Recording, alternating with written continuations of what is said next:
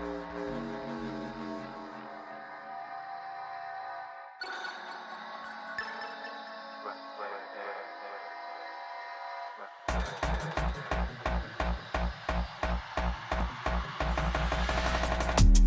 don't do no talking round here.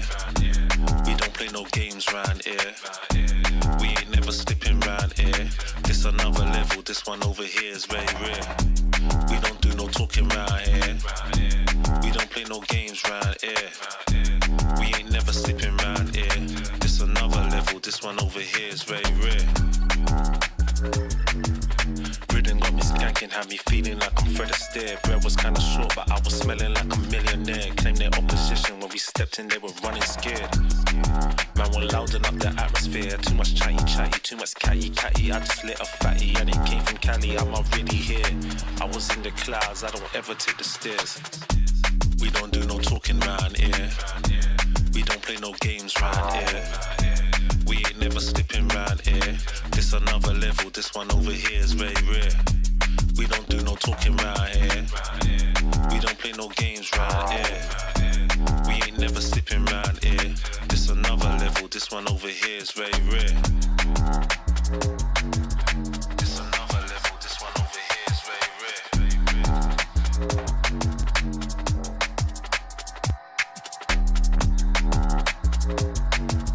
This another level, this one over here is very rare.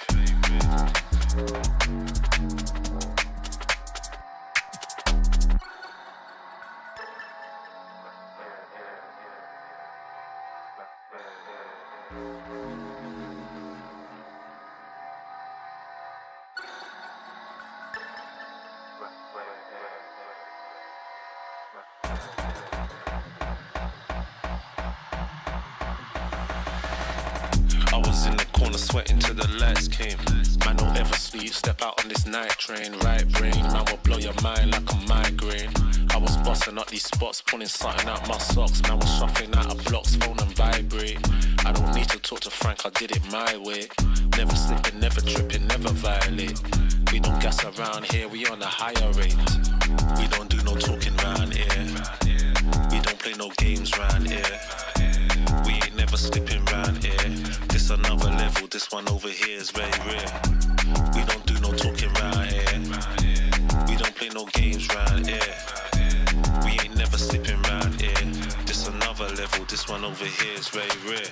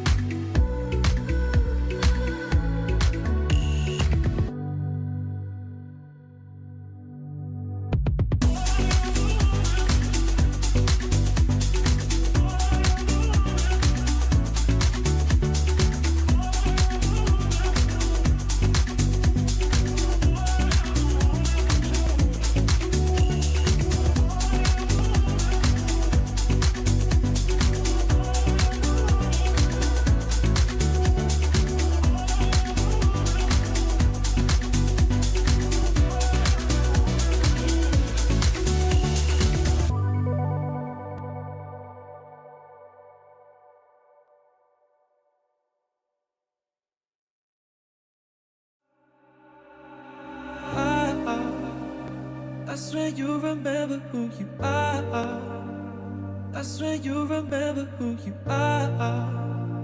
That's when you remember who you are. Remember who you are. That's when you remember who you are. That's when you remember who you are. That's when you remember who you are. Remember who you are.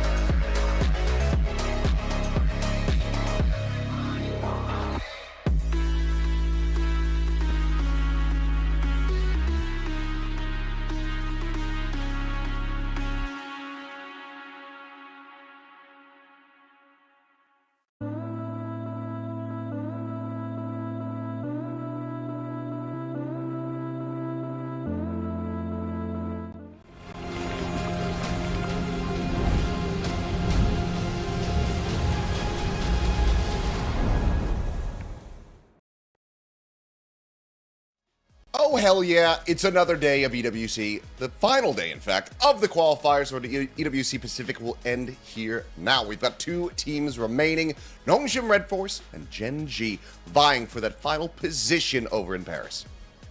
Yeah, I'm looking forward to it. We've seen both of these teams, I believe, already play their way through a best-of-5 qualification match, and unfortunately, both of them fell short in all 5 maps. So with only one spot on the line, one of them is going to inevitably miss out after having 2 chances, or 2 bites of the apple, as it were.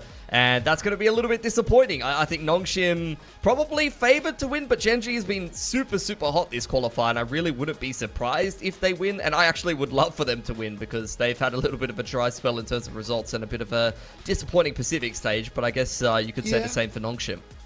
Yeah, I mean, there would be obviously the NONGSHIM faithful out there that say, no, we want them to go through. But at the same time, you guys got a trophy this year. It's okay. You can let Gen.G get themselves over to a global after a very rocky season across the board. But the resurgence that we've been seeing from them has been fantastic. But in their own right, NONGSHIM have finally been looking like they're finding their identity. They're slotting chances back into this either flash or scan initiator position. And it's overall been working really well. Xross playing that second duelist, in particular when he's on the Phoenix, has been looking very strong for NONGSHIM. So yeah, I think that this does end up looking like a bit of a toss-up as far as which one of these two teams is going to come out on top. Yeah, so we've played our way through all of these parts of the qualification, but to simplify things down, as mentioned before, this will be our match for today, a best-of-5 between NONGSHIM and Gen.G to decide who is going to be that 4th seed to join PaperX, RRQ, and Global Esports over in Paris. And you know, I'd imagine the Pacific team's going to be doing pretty well over there. So, you know, it's definitely a spot that you want to be getting. And you're not going to have to compete with some of the other teams that have done quite well this year, especially if you're knocking out NONGSHIM. That's one Masters champion out of the way, but also Full Sense, who have qualified over to London, won't be participating over there. We just saw T1 at KRX fall down yesterday, as you can see there in the lower bracket round 2. So a lot of heavy hitters out of the equation, and I think that you should be having a pretty decent run for yourself if you make it over there to Paris. No, absolutely. I think that either of these teams is going to be able to do some significant damage if they do, you know, whichever one manages to get the qualification. But of course, there's the map pool. We've got everything thrown in there. We'll have to wait and see what the draft is going to be. But since it's a best of 5, just going to be seeing one ban a piece, and then all the remainders potentially to be played. I mean, you mentioned it. Both of them ended up going to 5 in the BO5s that they played previously. For Gen.G, that was versus RRQ. For NONGSHIM versus Global Esports. So who knows? Could just end up being the case here again. We didn't have at all what we kind of expected from the action yesterday. So I'm hoping that this one actually kind of sticks to the script a little bit more closely, because the way that these teams are looking, this should be a pretty contested series, and we should see more than 3 maps played. Yeah, and you've already seen, like, some degree of trickery, actually, because the thing, we were talking a lot about that fracture game yesterday between Gen.G and T1, which Gen.G inevitably knocked T1 out of this qualifier. I was actually looking back at their best of 5 against RRQ, and they first banned fracture in a best of 5, so they showed that they didn't want to play that map in a best of 5. T1 left it open, expecting, I guess, Gen.G not to pick it into a series, and then it's ended up going quite well for them. So I think that there's some more trickery on the line, potentially, in this best of 5. If we have a little bit of a look at NONGSHIM REDFORCE's lineup here, as you mentioned, it's the names that we all know, but not necessarily in the configuration that we're used to. And I think that's going to continue to change, especially once Neon gets nerfed a little bit more and sees a little bit less play. So NONGSHIM just continually needing to reinvent themselves, and we'll see what kind of configuration they come up with today. Yeah, I mean, they've been mixing things up, passing things around. We've seen a couple different compositions played, you know, here during this tournament. I don't think, at least on the maps that we have seen, I don't think we're going to be seeing any, you know, major changes coming through. Probably going to just be sticking to what has been working, but you never really know with either of these teams. But for Gen.G, I mean, Ash has just been, you know, same situation. He's 100% on that Neon duty. What does that look like in the nerf meta? Like, what does it look like when we actually get over to Paris and into stage 2? No idea. No damn clue. It's not a concern at the moment, because Ash has been popping off right there alongside Texture, who has been looking like he has absolutely found his peak form once again. Yeah, he's literally topping the stats. He's in the purple patch. 400 rounds played. He's played double the rounds of, like, a lot of other players this qualifier, because Gen.G has played so many maps, all 5 maps in the best of 5 to try to qualify before. So many of these series have been full best of 3s, and Texture is still putting up like 275 ACS on average. This guy is a monster. 1 KPR in the best of 5 against RRQ. He played 5 different agents, and we might see the same again today. Gen.G banning out Ascent, so Fracture will make it into the pool. NONGSHIM going to take out Lotus, and then we get a lot of the maps that we'd expect to be seeing on in here. Haven and Pearl is not too surprising to start out this map pool, but again, I'm seeing Gen.G put some degree of confidence in their Fracture here, picking it as the 3rd overall map in this best of 5. Yeah, just okay. Wanted to lean back into that one. It looked very, very clean. Granted, I mean, T1 was on struggle street. Didn't really seem like they knew how to, you know, assess a game plan from pretty much any side of that map. So Gen.G going to be looking, I think, overall quite strong there. NONGSHIM's going to be looking to lean back into that Pearl, which we had seen banned by T1 yesterday. So a lot of respect being put on that, even though that is one of the maps where we've been seeing Francis playing the Neon. Dambi's been picking up that Phoenix, and when Francis is on the Neon, he kind of just sends it in. It has worked for NONGSHIM, I suppose, but they're still going to be feeling like they're making the improvements there, and that they still have a very solid game plan overall. So we'll see what does happen. I think if any map is going to be seeing a comp change from NONGSHIM, it probably would be Pearl, because they keep going for Francis on that, but the other big elephant in the room that we have to talk about would be Ivy on the Chamber, who continues to not really find the same levels of value that he gets when he's playing things like Cypher, Killjoy, and Viper. Yeah, it's interesting. I guess we'll see if he is going to continue trying to force the Chamber, because NONGSHIM even you can see it from the map video there. They banned Lotus out again in this best of 5. They've been banning it all qualifier, and you kind of talked about the maps that they're picking. I mean, they're picking Pearl and Breeze. These are maps that Gen.G have not been bad at, and NONGSHIM just continues to be that team that I feel like they'll just go for the same kind of approaches series after series and pick maps that they think they're good at and kind of disregard maybe their opponent's strength. Obviously, they're aware of it. You know, they're a very quality team. They've even won a bloody Masters event so far this year, but just NONGSHIM gives me that kind of aura and that kind of, you know, energy of we don't care what you're going to do. We're going to do what we are good at and what we perceive will be strong for us. And we're going to disregard our opponent to some degree and just keep running it. And if we win, we win. We'll work it out in the game. So I think that's going to give Gen.G maybe some comfortable maps earlier on here. We've even seen, as you mentioned, I think T1 banned Pearl into them. So that is some degree of respect on Gen.G's Pearl, whereas NONGSHIM just disregard that. They pick Pearl Breeze. And I think Gen.G are going to be pretty happy with this best of 5 veto overall, to be honest. Yeah, I think that they've gotten themselves pretty decently set up, so we'll have to just wait and see what happens. But I mean, just getting ready to go into map 1, being told that the agent select is going to be coming up pretty soon here. So yeah, I think that this is going to really set the stage. I think that whoever is able to come out on top of this map is probably going to be, you know, all the more well set up to close things out. We take a look at it and we say, okay, Gen.G, it looks favored for them. But I think if they do end up dropping this first map, that's when things can really start to slip out of their fingers. I mean, they played a very close series versus RQ, but you also have to remember that they dropped those first 2.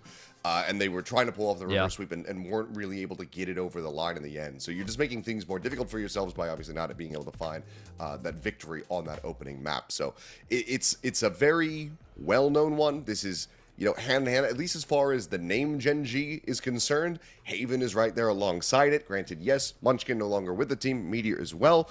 But this iteration of Gen.G has looked incredibly strong on this map overall.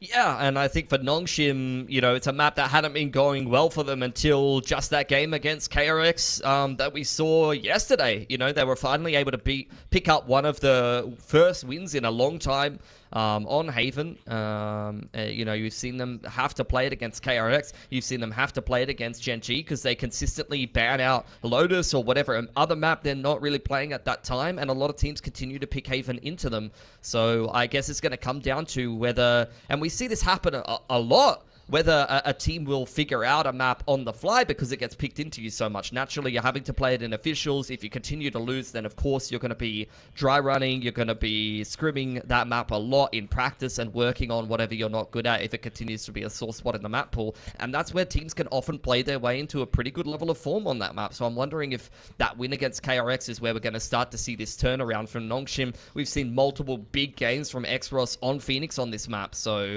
we'll see how he's able to work that for himself. You see the core of this comp between these two teams relatively similar, but a difference in the Sentinel with Texture getting thrown over there onto the chamber, and Lakia with, once again, the binder out, as you put it, as he's picked up the Fade versus the Sova. Yeah, I mean, that's, I think, one of the ones where I'm like, I think that this could maybe get reconfigured a little bit, but Lakia has shown that he's able to get, you know, an immense amount of value when it comes down to playing the Fade. Obviously, Nightfall is great whether you're playing for a retake or just trying to take the site in general from the attacker side. But he has had very good combos setups alongside Zinx, and I think that has been kind of where things have shined a little bit more there. The C's mollies have been connecting quite strongly. So I think if we're going to see more of that kind of stuff continue for them, then perhaps we'll be all right. You know, get that. Also, relay bolts layered in on top. There's plenty of tools that you can utilize here to, you know, continue to enable this Fade. So we'll see if it gets them the win. If the lock is a bad performance, perhaps it's time to go back to the drawing board on that one and go flip over to the Sova. But I think we are ready to go. So let's go ahead and hop into this one. Map 1 in our final series, our final qualifying set, a best of 5 between Gen.G and NONGSHIM REDFORCE. You're already going to see a fight over Silong here as NONGSHIM walk up, sheriffs in hand. Two-man setup with Lakia and Carol nice and close. Speed, slow creep up. Now that contact going to be coming through, and France is able to find Lakia off the rip. So Fade down, reposition, just swinging around the back side for Kara. Works his way over there. In the meanwhile, it's going to be Xros just taking the orb, and NONGSHIM now pumping the brakes, wanting to put the seeds of doubt here in Gen.G's heads.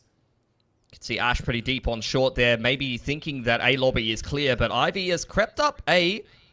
There is a trademark to kind of keep him in check, and you see NONGSHIM just cutting noise and forcing the next move out of a Gen.G, who unfortunately aren't able to make it. Karen gets his head taken off, and Danby tentative, not feeling confident enough to run into the site. Go, go, go. It's just another clean shot there. Gen.G kind of getting picked apart one by one. NONGSHIM haven't really had to commit to anything at all. Trademark is still just going to be holding that lurk forward in position at the moment, but Ash is about to be very quickly overwhelmed, you would suspect. Beacon is able to find one slide forward, though, and Ivy does have him dead. Now it's just Texture in a 1v4 and trying to get this pistol online. Yeah, NONGSHIM just working their way through a pretty nice round here. Spike even getting juggled over to Xross, who has picked up the orb. They're looking to min-max to run it back overall. Texture spotted out on spawn side, looking to work his way towards the 2 of the 4. So I don't think he's putting a clutch together here, especially because NONGSHIM is swinging him all together. A nice, easy pistol navigated off the back of just really working the map quite slowly, taking space where it's found and finding nice picks with the Sheriffs. Yep, damn clean. Only losing on to the one player overall there, so this is going to be a very solid start for the side of NONGSHIM. One enemy remains. As this is something that you have to be prepared for. NONGSHIM, they've been showing it throughout this qualifier. They're a team that is very willing to just forego having really any utility, and they're happy to just pick up Sheriffs for the majority of the players. So we got to be ready for that extra little bit of oomph. One of the things that we were seeing plenty of yesterday, though, was Gen.G winning out in these thrifty rounds, their ecos. Not sure if they're going to have the same luck versus NONGSHIM that they did versus T1, but we'll have to just wait and see. Dirty off angle from Texture. Does find the head of Xross there, and Danby goes straight into the site. Takes a bit of damage, and he gets himself a second before he finally is traded out. Texture setting up his team incredibly well, as Danby's just going to go on walkabouts. Swings the corner. Decent damage could be found here onto a couple players, and he's tucked back over onto the side. Prowler will get the munch, but he's not going to be able to find set up the follow-up here for the kill fight just yet. And there you go. The spray down will come in. Francis to collect 2 with the Guardian, and that will be the 2-0 start. Quite happy with that as Texture, though. Picking up 2 players, just swinging out on the low side on the off angle is pretty underrated, to be honest. Headhunter pulled out and even swings into the fast lane to pick up RB. But outside of that, everything going the way of NONGSHIM. As Gen.G head into the first gun round now. Nice, pretty convincing looking purchase for NONGSHIM.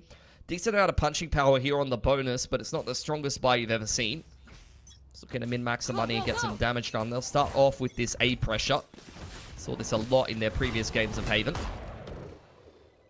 Go, go, go. Danby not going to be getting caught this time around. Let's be the slow skill forward up long.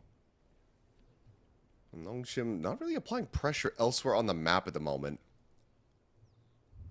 It has kind of been a go-to for them to just work a lobby control and wait for a reaction out of the other team. That's why you see Danby hiding. RB, if he does get caught by a trap here, will probably drop a paranoia and re-aggress, and that's where they'll be able to throw some reactive utility. Texture up in front of his rendezvous here is very aggressive.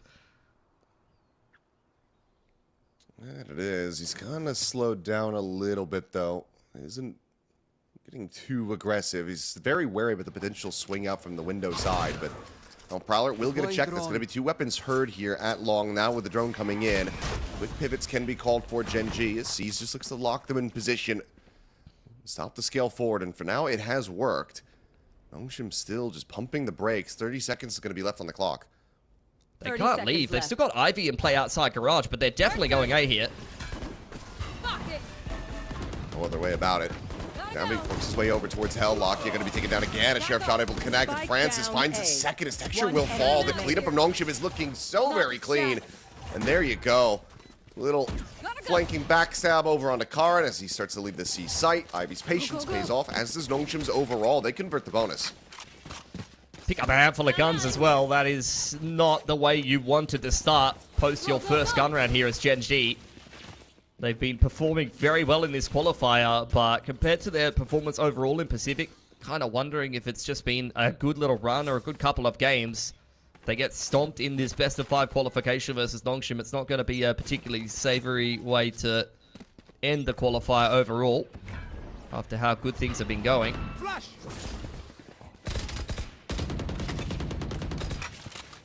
Just the flash out into the swing, nothing there.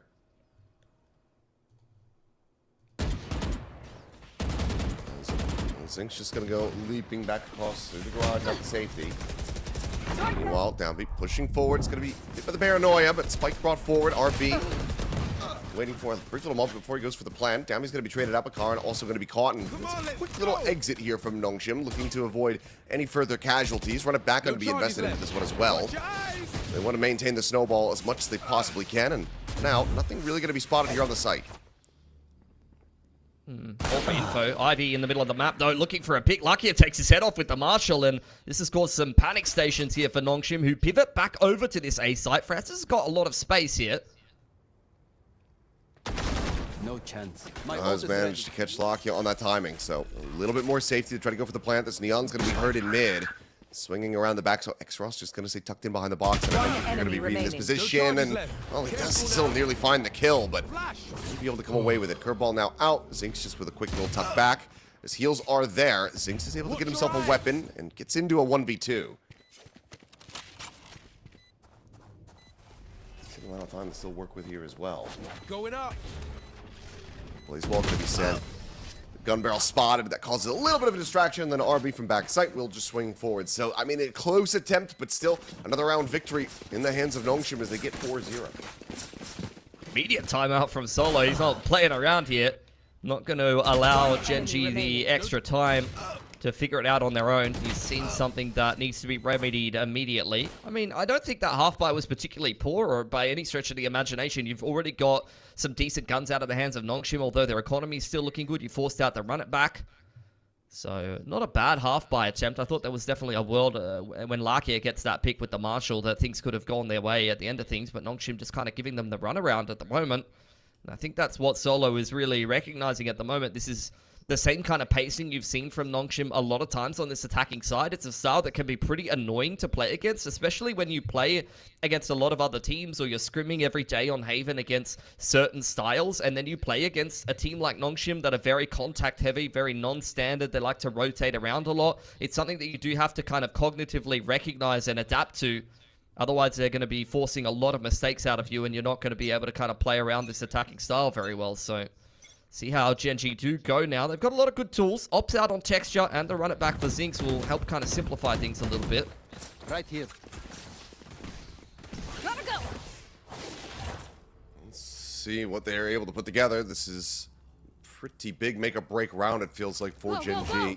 Granted, yeah, Haven's going to be attacker sided as per usual, but we need to get something done.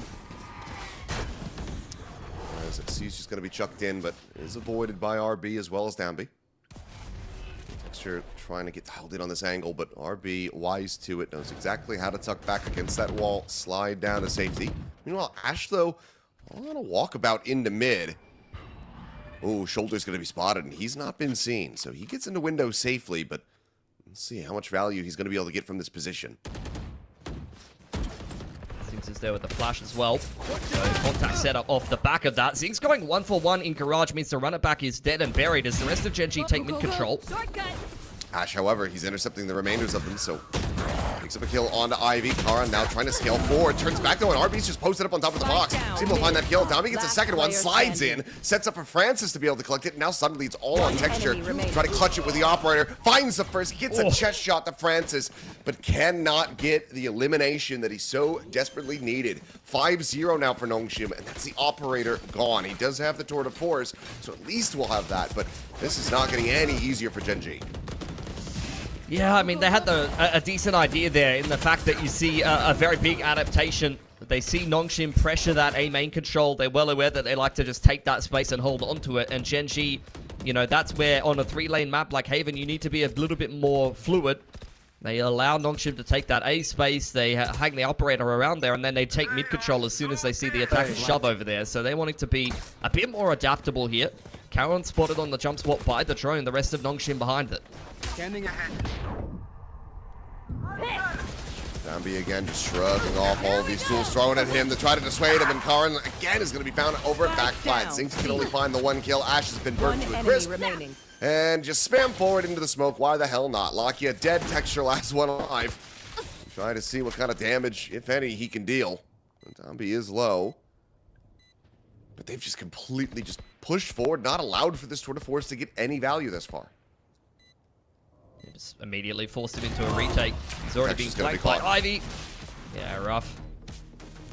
Another round for NONGSHIM. 4 players surviving. They do have to run it back in play on both sides, but you haven't really seen Zinx being able to get that much value out of it. I mean, they've got kind of a retake starter pack in the Nightfall and the run it back, but just haven't really found the clean execution they've been looking for. A lot of these rounds have been kind of decided by NONGSHIM choosing where the contact is taken and what timing is taken on the attacking side, and it feels like Gen.G are always just kind of responding to that pressure a little bit too late. Back in with the operator. 2 ultimates committed into that previous round. There's a very heavy A stack here for Gen.G.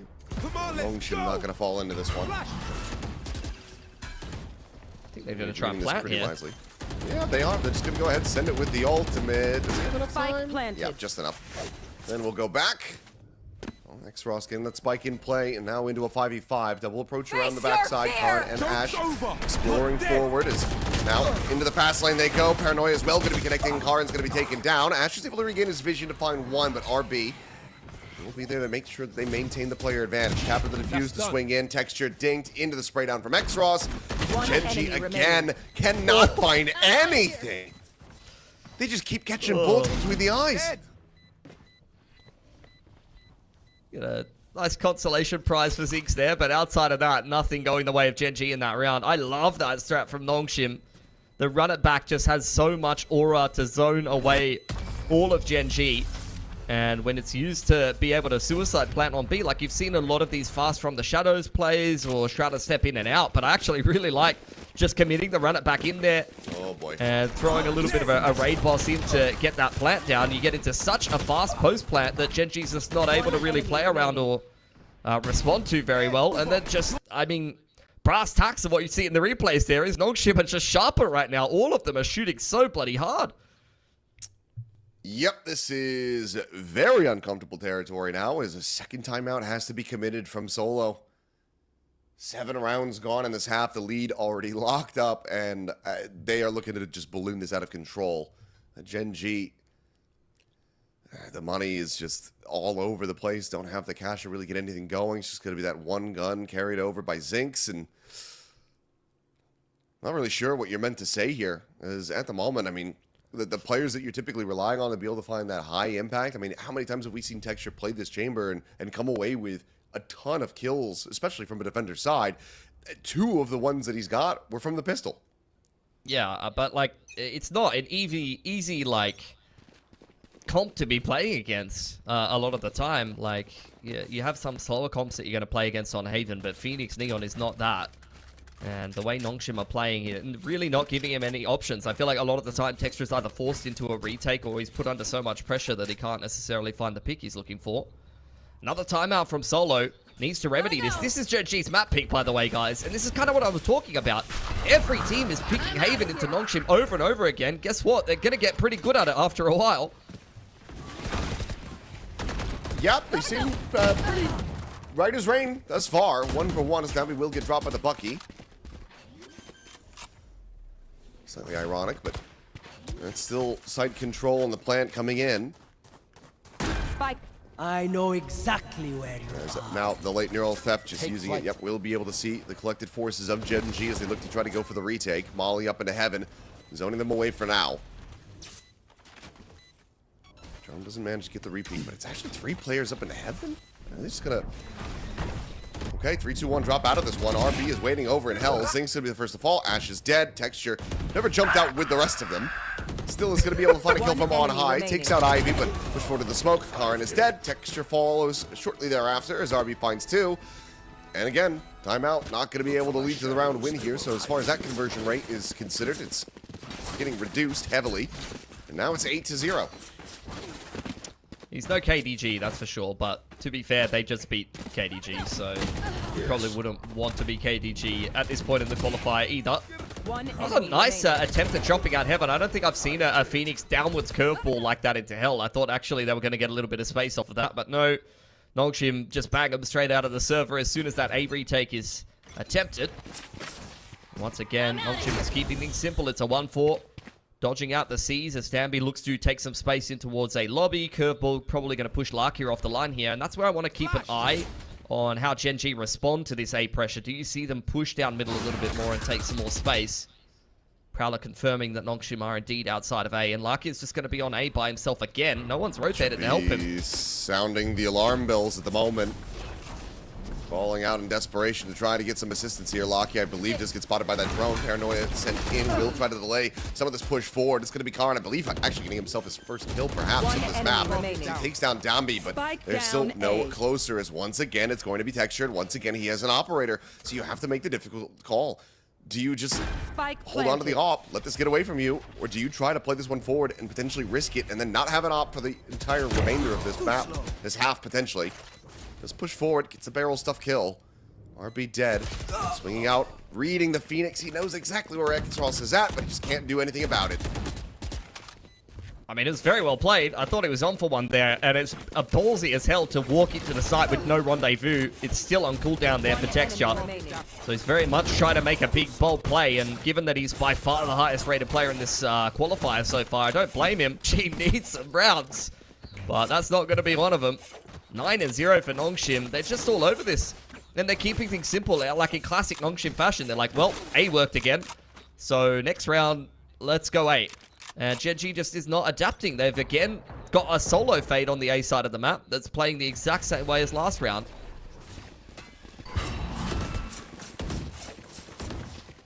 Looks like Larkia going to be calling for some backup here, maybe a little bit faster, but there's the run it back. Looking to just lock him in place, the swing in. Larkia will be able to hold his own for one with that stinger, but it's again just for the ultimate, so Exros still alive and well and in this fight.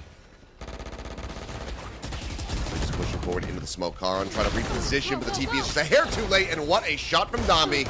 Shuts down Ash on that swing, on that slide. The Zinx now having to do the lion's share of the work. Gets the spot out onto Francis, swinging the flash, not fully connecting though, and Francis able to stay alive with 20 health. They have to know that Texture has gotten himself forward onto this position, but he does get a timing shot onto RB that allows him to scoop up a weapon and then potentially try to clutch this out in a 1v2. Yeah, big pivot across the map here for NONGSHIM. Plant will give Francis access to the Hunter's Fury as his dart's coming off cooldown. Deep trip thrown into spawn side there as the trademark does reveal that NONGSHIM are on C. They're going to be well aware Texture's coming from spawn side courtesy of that trip.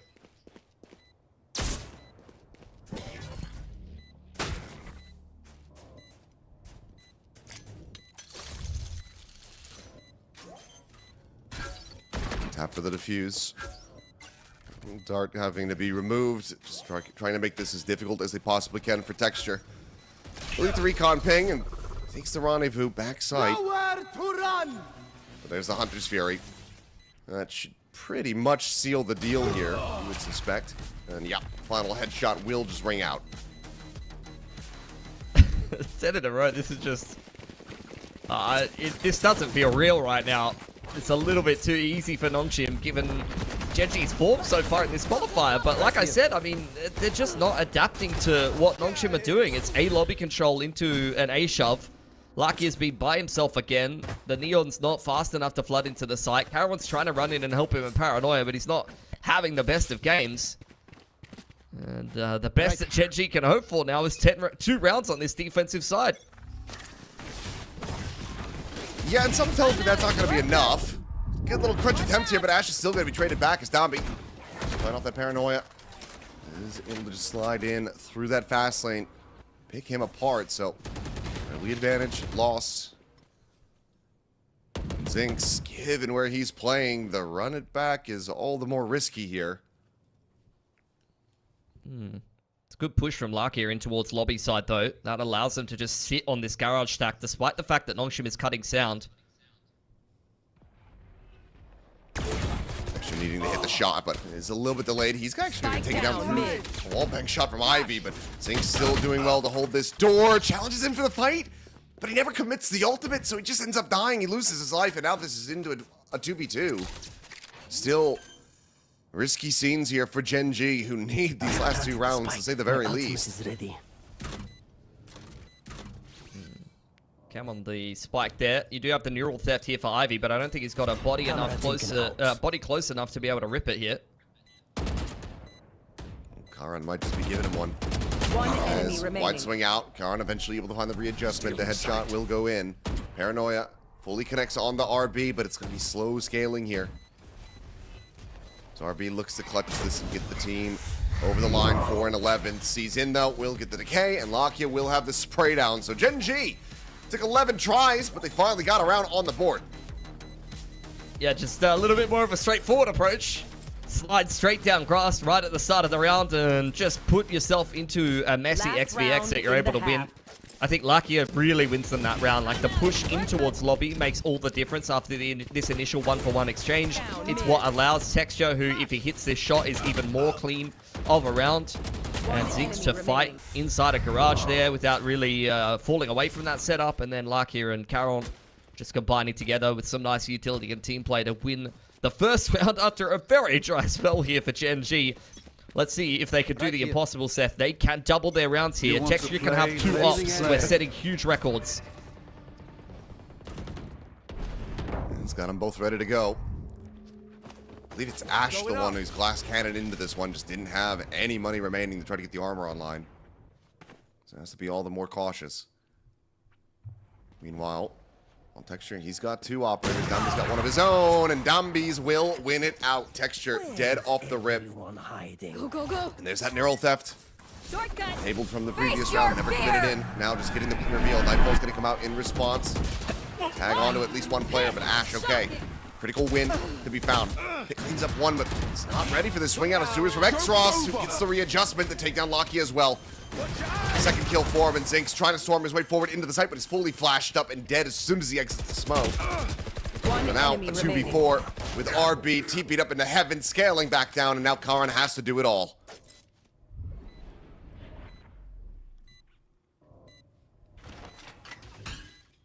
They're just so fanned out. This would be miraculous for him to find it, and he cannot. Downbeat with another.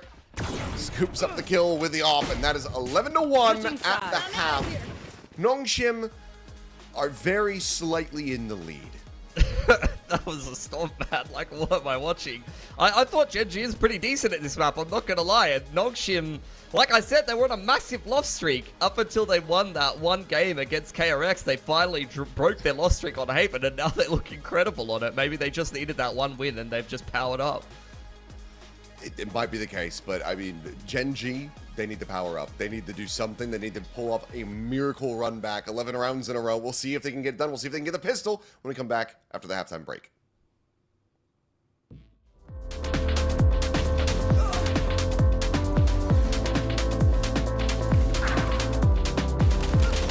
One enemy remaining. One enemy remaining. Down mid. One enemy remaining.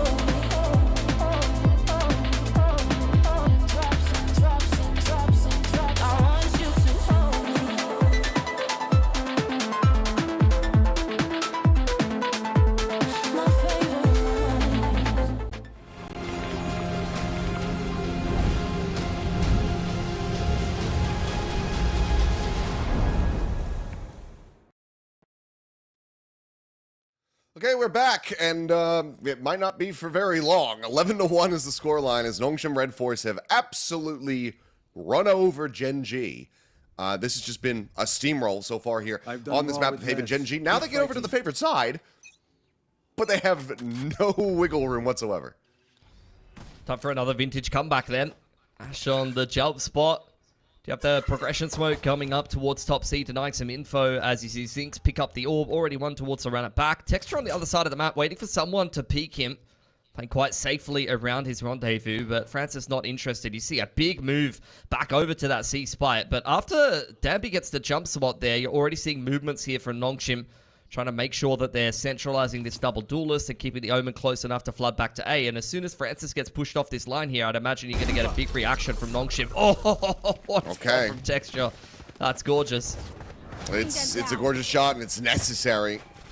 Finds one. He was good for 2 in the opening pistol. See if he can find a little bit more here, where the team so badly needs his involvement. Spinner on the backup side. Ash is going to be able to find himself 2 quick kills. Karn cleaning up RB, and okay, it looks like Gen.G, they found their footing a bit. Now the biggest... Got a plan? Okay, there you go. Now the biggest concern, as we can, I think we can start talking about the next round, is that NONGSHIM are highly likely to force. And Gen.G, are they prepared for that is my question. I think they would love force, to be honest. That's a nice pick from Ivy. Would help them snowball. Yeah. He's got the camera. I mean, it could be on for a clutch here. Never mind. Okay. I've cursed him. Ash. Ash has seen the brim of his hat through the through the window there, so we'll be able to take his head off. Should have rocked the bald Cypher once skins ended up coming into this game, I'm sure. Or player skins, rather, or agent skins come into this game. I'd imagine that you're going to see plenty of baldies on the Cypher. I'm sure Clinton would love that skin. Yeah, it'd be just like a global show. That's 3K from from... Force. Yeah. I think This surprises me. forcing is pretty bad on defense in general. Like, maybe if you got a couple of shotties or something like that. But look then, at the yeah, way it that could they're work. going to play this defense. They are just going to go running at A lobby, so I think that the Force here could have been all right, but... okay, Flash going through. Texture's going to be overwhelmed. Not able to find the finisher there, but Marshall's still going to be left on the floor, so can be collected to potentially find some additional damage for NONGSHIM.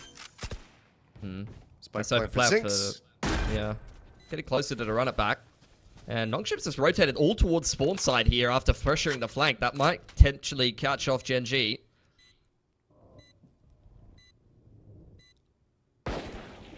Marshall leading the charge. Shots fishing for some contact here through the box. None to be found.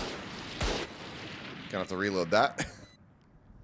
And NONGSHIM looking like they might just be fully content to sit back and die to the spike from this point.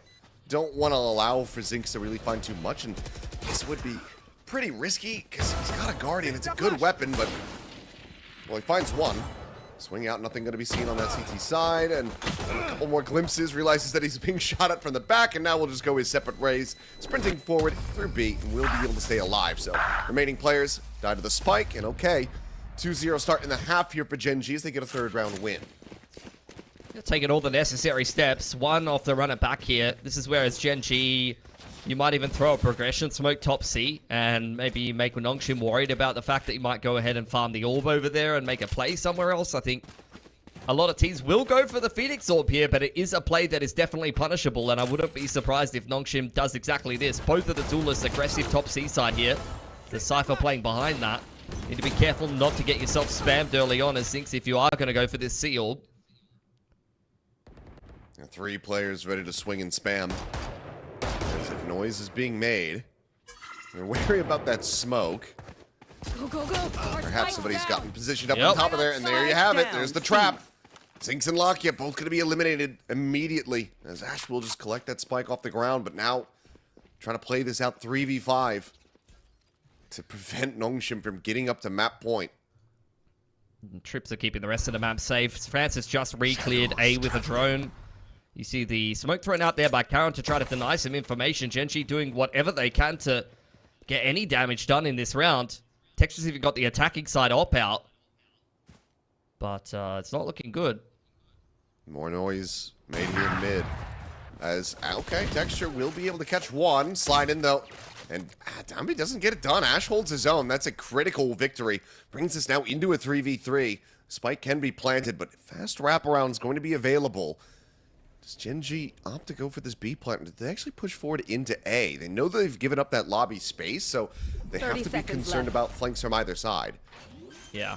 You see the paranoia through A-Link. They are going to plant on B and actually play inside of A-Link. So this is a pretty nice looking post plant. Texture on the line down. Grass could definitely get an opening pick here. You've still got the relay bolt as Ash. Once NONGSHIM actually make it up onto the B site. Texture for now, he's going to be looking in towards that C connector. which Ivy is scaling back into, so potential to be rewarded for this setup very much is there. He's getting ready to swing out to repositioning slightly back, and Ivy hits a belter of a headshot. Puts the operator down to the floor. Ash again, down to half HP. Push up into the smoke tower, able to find the first two. Needs the third, and he's got it done. What a monstrous clutch from Karan to keep them in this game. It's had a pretty quiet start to this game, but that is a hell of a time to step up in vintage Karan fashion. Op dropped over to Texture as well, so that'll be safeguarded on the side of Gen.G, but NONGSHIM definitely put through their paces, and I mean, they're quite fortunate to be able to work themselves out of that 3-on-5. Like, that C-trap worked perfectly for NONGSHIM. I think going for the orb there is far too played out and gets punished quite a lot of the time. But Gen.G bought themselves a little bit more space. Actually, oh, I mean, he's just got him seen now. Dambi thinking that he's smooth criminal tucked away, but ends up losing his life. Ash similarly is able to find RB. Sees out, gets the catch onto Francis, takes him low, is really bolted to one side, and the slide into from Ash will be able to deliver the kill, gets the follow-up. And now it is just Ivy to try to see if he can stop this from being a flawless, but already you've got two ultimates online ready to go for Gen.G. This snowball looking to be in full effect. Planted. Yeah, they've got a lot of momentum now. Still trailing 6 rounds if they get this round done. But they've got their economy a little bit. Ivy looking to keep things expensive, though. Takes the head off of Lakia, and that will be at least one gun dropped over here. Trip will reveal that Zinx is top B if it does get broken. Cage triggered.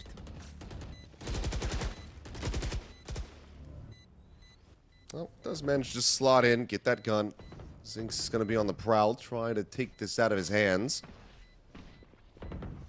Not sure if he's going to get the angle wide enough, though, to come away with that elimination. With the time gone, we'll just have to back off into B. So Ivy will be able to retain this Vandal, carry that forward into the next round for his team. But a 5th round win going to be found for Gen.G, who are starting to make this look a little bit more plausible. For sure. They're usually distracted once I reveal. Starting to get the ults rolling as well now. Run it back online here for Zinx. And I think winning this A lobby fight, even only against the pistols, is somewhat important to just condition NONGSHIM to respect that A fight a little bit, not just kind of autopilot their way through winning it. But as I kind of expected, as soon as NONGSHIM loses an A lobby fight, that you can bet your bottom dollar that next round they're force stacking A and they're going to fight it again. They really feel the need to assert dominance.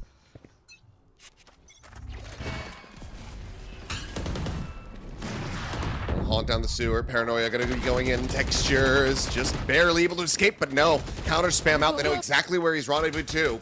The wall is weak, so kill gets cleaned up. That's that operator now taken out of the fray. And the initial spam here from Zinx. Not able to find that tripwire. NONGSHIM already playing around this potential B pivot here. See the Blaze Wall invested. The trip was never dealt with, so if you are going to go B, you're potentially going to get slowed down. And there's already 3 players here from NONGSHIM. Going up. Flash. Yeah, this could end up being a big egg on the face moment for Gen.G if they commit to this. But help, surprise, Dambi's at plat, and he's got an operator still. Ivy looking to re-clear this garage position. Will just be a smattering of damage exchange between he and Karan. As Flash not going to be, finding much there, and Karan will just swing out to his demise. Locking out, looking to maybe do the same exact thing, and he shall. So a flawless round now for NONGSHIM to find their footing from the defender's side to get themselves up to map point. Gen.G now needs 7 in a row. Yeah, they just missed their timing through the rest of the map there, especially after they lose the opening pick of Texture. Like, often, as the chamber, you are going forward to find picks, but also you can use the rendezvous to just be able to bait out a trap, but that's where you need to make some better and quicker moves on the map than Gen.G did. They were well aware that there was at least 3 players over towards A. They might have even seen the Sova dart. So that's 3 to 4 NONGSHIM players on the A side of the map. You know that the rest of the map's probably just held together with trips and duct tape. But if you wait a good 20-30 seconds, you're never able to hit that timing. Again, similar pieces of utility, making it look like it's an A lobby fight, but this time both of the duelists are on C for NONGSHIM, so they're being quite tricky with their setups here. A change up as well there for Texture, making sure that he's going to be rendezvousing out of a position where it's going to be a little bit more safe. Extra's going to be losing the ult though, and Karan up over the top of the site. He's able to find Ivy. So the initial volley very much goes the way of Gen.G. 2 kills plus a smattering of damage going to be found. RB will be able to fight back for a kill on Ash, but Lakia will trade him back through. So Now, just Downbeat wanting to retain that operator will just sprint out, at least faking the audio to make Out it of here. seem like he's retreating, but the follow-up shot does not connect. My ult's ready. But Zinx will still just swing into the angle. Karen, however, in planted. position to try to find this punish. Downbeat well aware outta here. they could be swinging in around him, as it's going to be Texture setting up for Karan to just go ahead and get that headshot kill. So Gen.G not done quite just yet. Love the 4 headhunters at the end of the round from Texture. Just, you know, burn a $400 in celebration. Why not? You've earned it at that point, and money not that relevant overall. If you get a reset, you've lost anyway. Nice quicker B play there from Gen.G. I think recognizing that NONGSHIM is putting a lot of emphasis on the extremities so far in this game. We've seen them C-trap around the orb farm. We've seen them A-lobby fight a couple of times. This time only, once again, the Sova and the Omen committed to that A-lobby fight with a mid-walk from NONGSHIM. It does get revealed. I'm out of here. Doctor not going to be connecting on him. Texture trying to find that Trap jiggle peak destroyed. shot, but won't quite be able to have it. Francis stays alive for now. Scouted on the retreat. Back out through that connectors. He's going to rotate up into heaven, but Gen.G are looking to rotate off this side of the map potentially. Yeah, They they will would have start got... working their way back out. I feel like they would have got obliterated by that flood timing. You already had the Neon and the Omen so close to run in with the fast lane paranoia. I think it's safer to just drop off Texture here and go back and work through the rest of the map. They can still end A if they want to. And Karen's got the this Omen ult. This is looking like a very good read here for Gen.G. Just pumping those brakes, keeping things quiet. Now, the refill of space back towards A. Francis, the only one nearby enough. Obviously, RB could join in, maybe with a TP up into heaven. Nightmare, take them. This Bring them Nightfall down. going to give them a lot of security and reassurance that the site is empty. Go, go, go. Yeah. 30 seconds You left. have the hot hands already used there on spawn side. They've got the C's to be able to try to shut down this retake coming in from NONGSHIM, but not much else, to be honest. Let's see if they can try to make a go of this. Overdrive could also be invested as you get ready to come just jumping out of heaven. Oh, Paranoia is going to go flying. I and know it. catch there. With that util in hand, Ivy, however, looking to deliver a massive round from himself. Gets up to 3, but just cannot confirm that final kill onto Zinx to get it into the 1v1. So Gen.G, they get pushed, certainly, but they still do manage to persevere through the round. So 5 more to go to put this into overtime. Got a timeout actually called by Francis there, not even the coaching staff. Francis has said enough. He needs some professional opinions. Phone a friend in full effect here. Because Gen.G is on a little bit of a run. It's not too concerning just yet. 5 rounds still needed to push us into OT, but we've seen Gen.G go on some very big streaks of rounds so far in this qualifier, so not outside the realms of possibility. They could put together more rounds on attack. It's been a pretty good attacking side from them thus far. Only 1 round picked up by NONGSHIM. Money's looking a little bit shaky as well. And I'm liking the way that Gen.G is approaching this so far. Feels like they're starting to read the rotations a little bit more cleanly. Seeing a lot of pretty stack-heavy approaches from NONGSHIM, which can be a pretty annoying to complete a comeback against, because you're basically 1 wrong decision away from the game just ending, which you are at all times, but especially if the other team is running 4-1s and things like that on the defense. If you just force a lobby a little bit too much, that's it. You're done. Downby assessing what he wants. He's got 2,500, so can invest a little bit more if he so chooses, but looks like it will just be the Sheriffs for the lion's share of the squad. Vandal in hand for Ivy, positioned here at C. Wants to try to maybe get that deep early cam. Gotta go. Actually, where the hell is that dart? It's on the floor, right next to you. As a Sova player, like 100%, sometimes the best start is the dumbest start. Well, there goes the gun. The rifle going to be eliminated very early on as Zinx just blind, dry swings the corner. And Ivy is just not ready for it at all. Texture now is going to be able to get situated on a very deep line. Potentially he's going to be at risk, though. Dialed in from here. NONGSHIM will be safe unless they do come swinging out. There's RB. There's the jump peek. A little bit of spam, and Texture's going to be completely caught off guard. There you go. Shot to the back of the skull. X-Ross able to find the one. Zinx just going to go sprinting forward. Does manage to find the punish. Snap back with the ultimate. Keeps him with a player advantage. Downbeat just poking and prodding here. A little bit of a neon battle. And it's going to be a TP over on A, but matched completely and very swiftly by RB. As he arrives up into heaven. This way. The neon's nearby enough as well. Fast lane going to be set up. Ash is trying to keep him covered. Swing around the back of the box, and it will be Ash coming out on top. Downbeat going to be taken down. A key moment there. NONGSHIM trying to get themselves back into this round and close it out. Very quickly taken out of their grasp. Smokes up now. Gen.G feeling a lot more comfortable here. As the op is picked up by Francis. He's looking to try to inflict a little bit more damage. If he gets 1 kill or dies here, he will have the Hunter's Fury. So he's definitely going to try to go for something.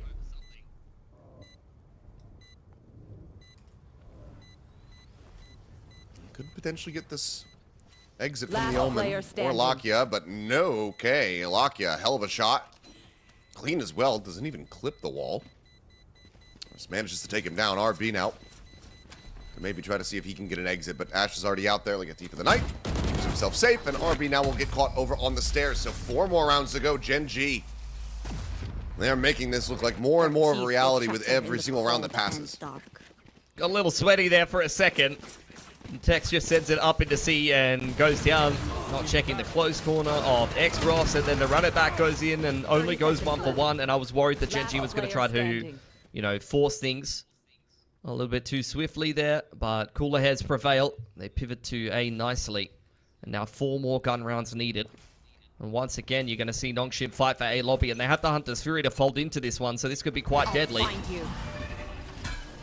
I'm out of here.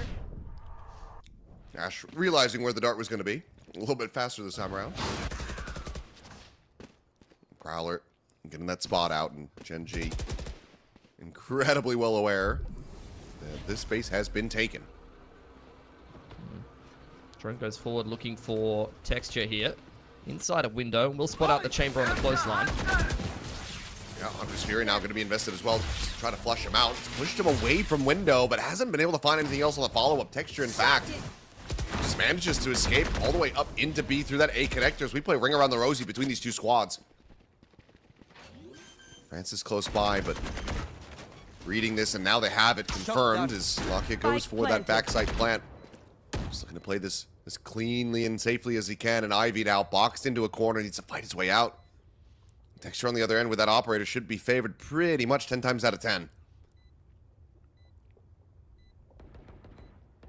Slow scale forward. See if he can get the spot out. At the same time, Lakia holding the line over here at long. Downbeat going to be taken out. Texture once again shifting away, sees the shoulder. I'm getting deja vu here, but finally he will be able to find the kill. But it's just completely denied Ivy from having any participation whatsoever. Smoke now out to try to cover the escape through lobby. RB's going to go TPing forward. Zinx jumping out of the smoke will lose his life. So Francis is able to find that kill, but Ash has now arrived in window. Pushes up, finds the first, gets the second, nothing retained. All the weapons gone again as Gen.G have 3 players surviving, and they're 3 rounds away from taking this into overtime. Go, go, go. Just excellent mid-rounding again from Lakia. He's had some great halves of calling and mid-rounding so far in this qualifier, and that's another example of it. Not an easy or standard round by any stretch of the imagination. They get pushed out of A lobby, and it's a very kind of awkward exchange where Francis still has long control. Effectively, Gen.G are kind of pinned into attacker's spawn and the A site, and NONGSHIM, you know, if they find a pick somewhere, they're able to actually start to pull apart that defense a little bit and exert some pressure. That's where that A afterplant becomes much harder to hold, but Gen.G hold their nerve really well. Everyone delivers kills where they're needed. And so far, half continues to go super well. 8-1 overall. 3 more needed to push us into OT. And NONGSHIM having to consider another timeout here. It's a bit of a weaker buy, especially when you consider the armor.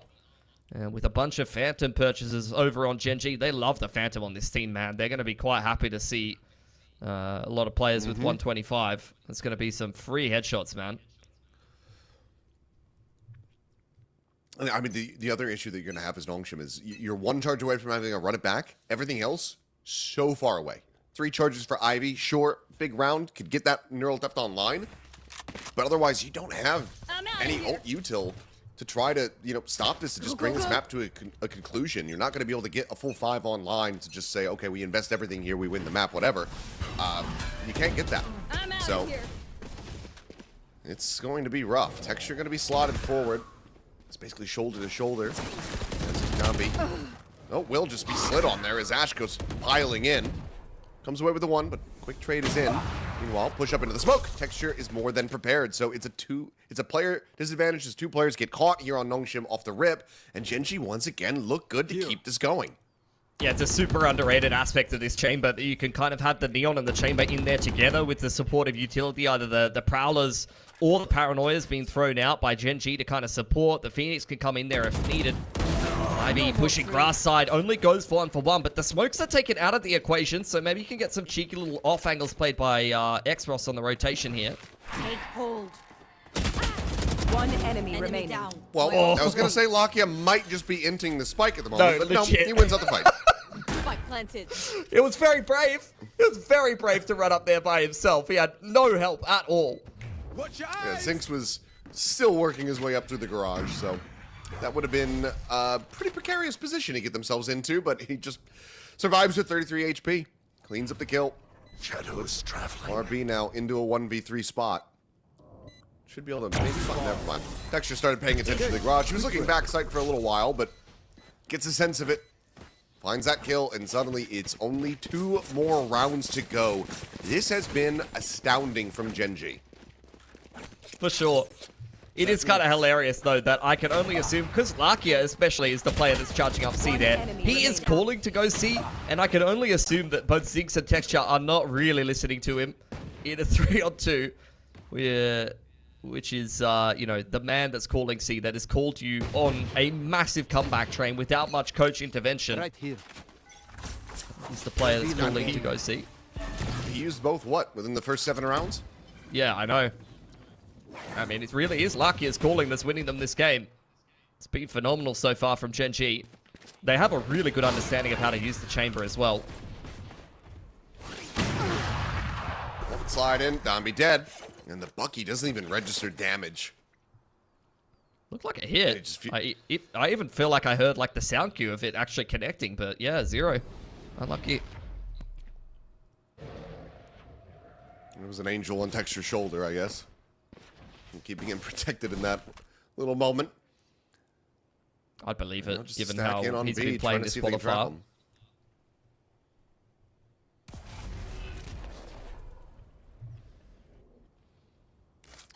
Gen.G still looking to take their time, not take any risks. But they're going to hear that drone, and yep, it has to be a quick cancel as Francis. Here's the movement of the Neon. Chuck in on that shock dart, a little bit of damage going to be found. Zinx and Lakia minorly tagged up, but overall still very healthy. This is going to have to be an insane flood, and already the first bits of it have been shut down as Ash continues to just be instrumental to Gen.G's success. 1 more round to go, still ultimates to utilize. Gen.G might just be able to make this happen. Been a hell of an attacking side. Like, this has just been gorgeous to watch. Continually just using the chamber to feel out that A pressure and find free picks with the rendezvous, keeping Texture safe a lot of the time. Lucky is calling excellent mid-rounds.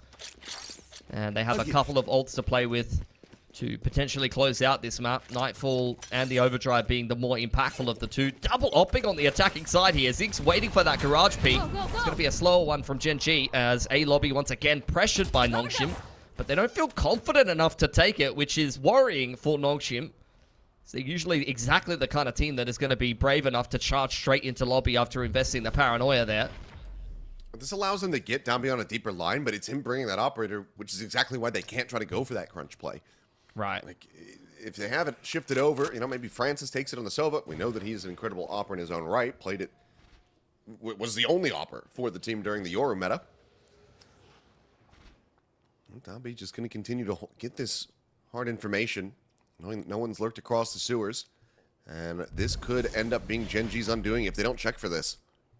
They've used both Prowlers already. Texture will end up losing his life. Looking for the exit, and Dombey does barely manage to get around that corner. 40 health remaining, and he is maybe feeling it now. Starting to become a bit of a madman once again as he scales back in for this peak.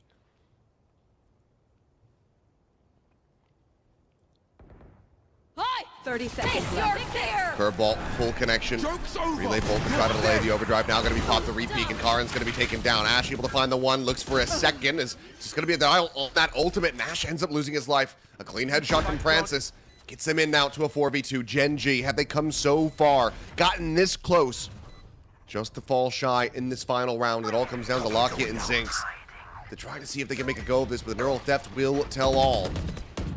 Player locations revealed. Lockett swinging out, eats damage, eats a death, gets eliminated. The drop down is there. Zinx will fall, and my God, what a run from Gen.G to get to this point. But they cannot close it out. They cannot push this into overtime, and that might Defenders hurt win. even more. 13-11, NONGSHIM REDFORCE, they take the opening map. The fakest of comebacks. One of the fakest comebacks of all time. It has to be from Gen.G there. They did very well on that attacking side, though. I actually really loved the way that they were playing it, but they just started way too slow in this game. I felt like NONGSHIM was giving them the runaround on their attacking side as well. So it's definitely the tale of two attacking sides, which I guess is not too surprising considering you're running Phoenix Neon on both halves there.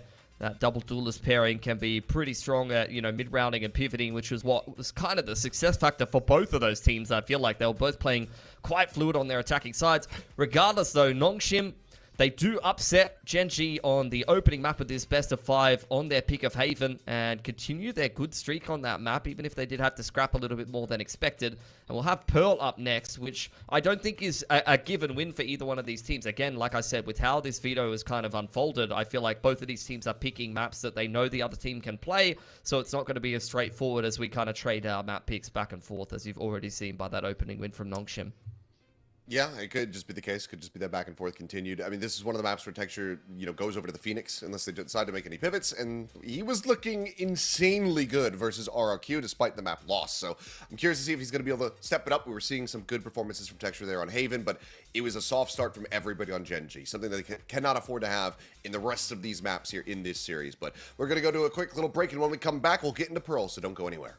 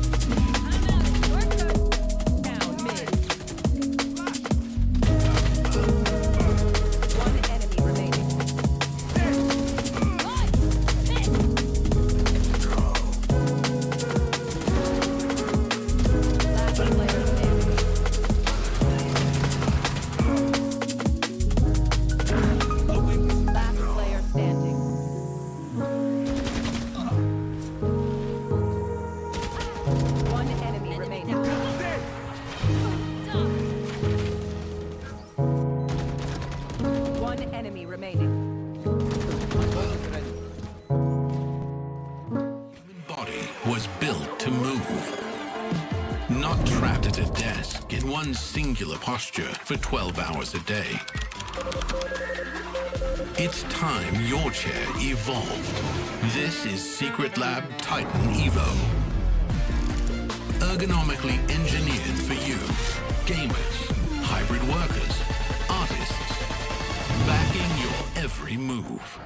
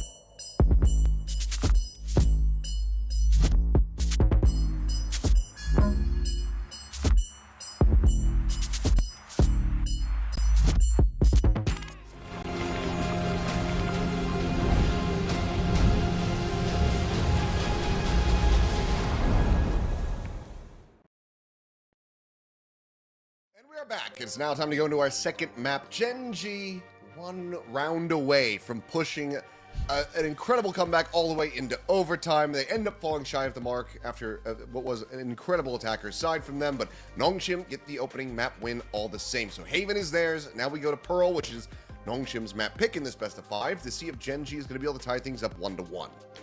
Yeah, but Gen.G not too bad on Pearl. I'm particularly liking the comp that they kind of pivoted to, actually, since the last time that they played NONGSHIM. You already kind of mentioned texture on the Phoenix. I actually like that they're running Vice on this map, especially knowing that they're going to be playing into NONGSHIM's Neon Phoenix comp. I think that plays in quite nicely there. I think the Astra Fade pairing should go quite well for them. So I kind of like Gen.G's comp a little bit better on this map of Pearl, particularly against what NONGSHIM is playing.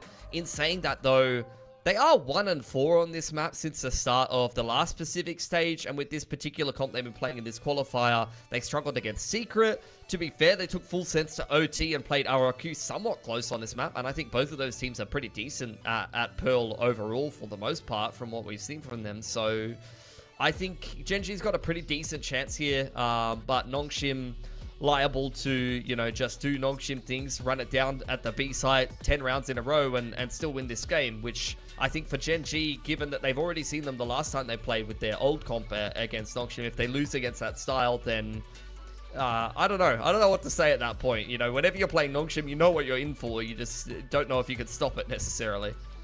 Yeah, that is very true. But if NONGSHIM don't make any changes here, then I'm kind of with you. I think that I do end up favoring Gen.G a little bit more on this map, just given that NONGSHIM haven't really fully fleshed out how they want to actually play this map. It's been very disjointed. I mean, Ivy, he comes away, he's got a pretty decent start with that Haven coming through. He's a pretty heavy impact player for them on that Cypher. Maybe that's just enough of a warm-up that he needs to then move over to the chamber and start to find, increased value, but it has been really rough to watch. He hasn't been winning a lot of his contact fights over on that beat long position where he needs to be the one winning, whether it's from the attacker side or the defender side.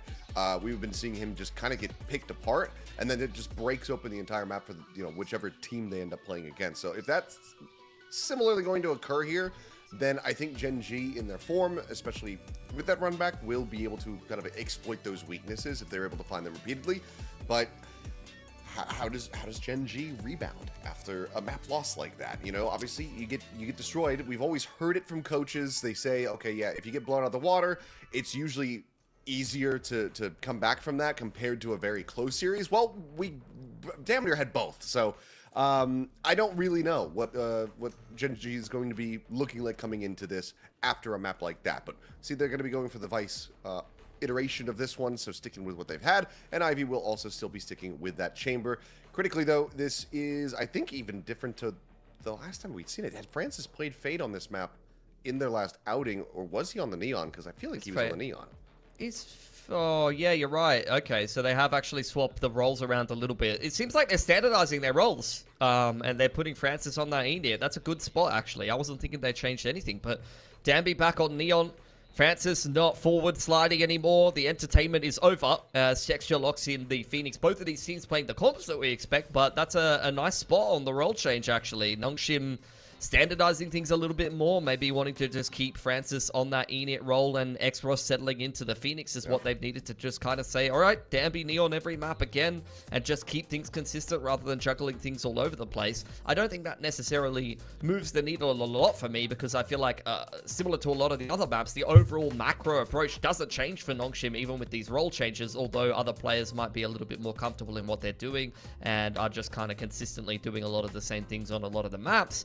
I kind of agree with you, though. I think Ivy on the chamber doesn't necessarily do anything special, really. Like, he's not terrible. He's only had one really bad map, and in a lot of the other maps, he's just going okay on the chamber. Yes, he's still challenging a lot of the info lines. He's still absorbing utility, but I feel like Ivy is just going to be better on another agent, particularly a little bit more active on the lurk, and maybe on something like a Cypher, he does actually get more value out of double trip scam. I don't know. Well, won't be finding out here, but he will be going for that initial contact play outside of B. Gets himself tucked in behind for the orb there. Dialed in, trying to see if he can spot anything out, but there's the swing. They have seen him. So he swings back in, and he actually wins the fight out. So Zinx is going to be taken down, and now the pivot gets ready to come through as all the rest of NONGSHIM work their way forward into street. Karan tucked into the smoke. Is able to find one. Dambi just trying to look for this kill setup, but he'll end up losing his life on that slide in. And Karan goes absolutely massive. A 4K from him to start off this map. Gen.G. T-Rex arms. Unlucky. Well, at least they're long enough to hold a ghost because he's looking pretty bloody sharp with that. That was a nice push, though, in the mid-round.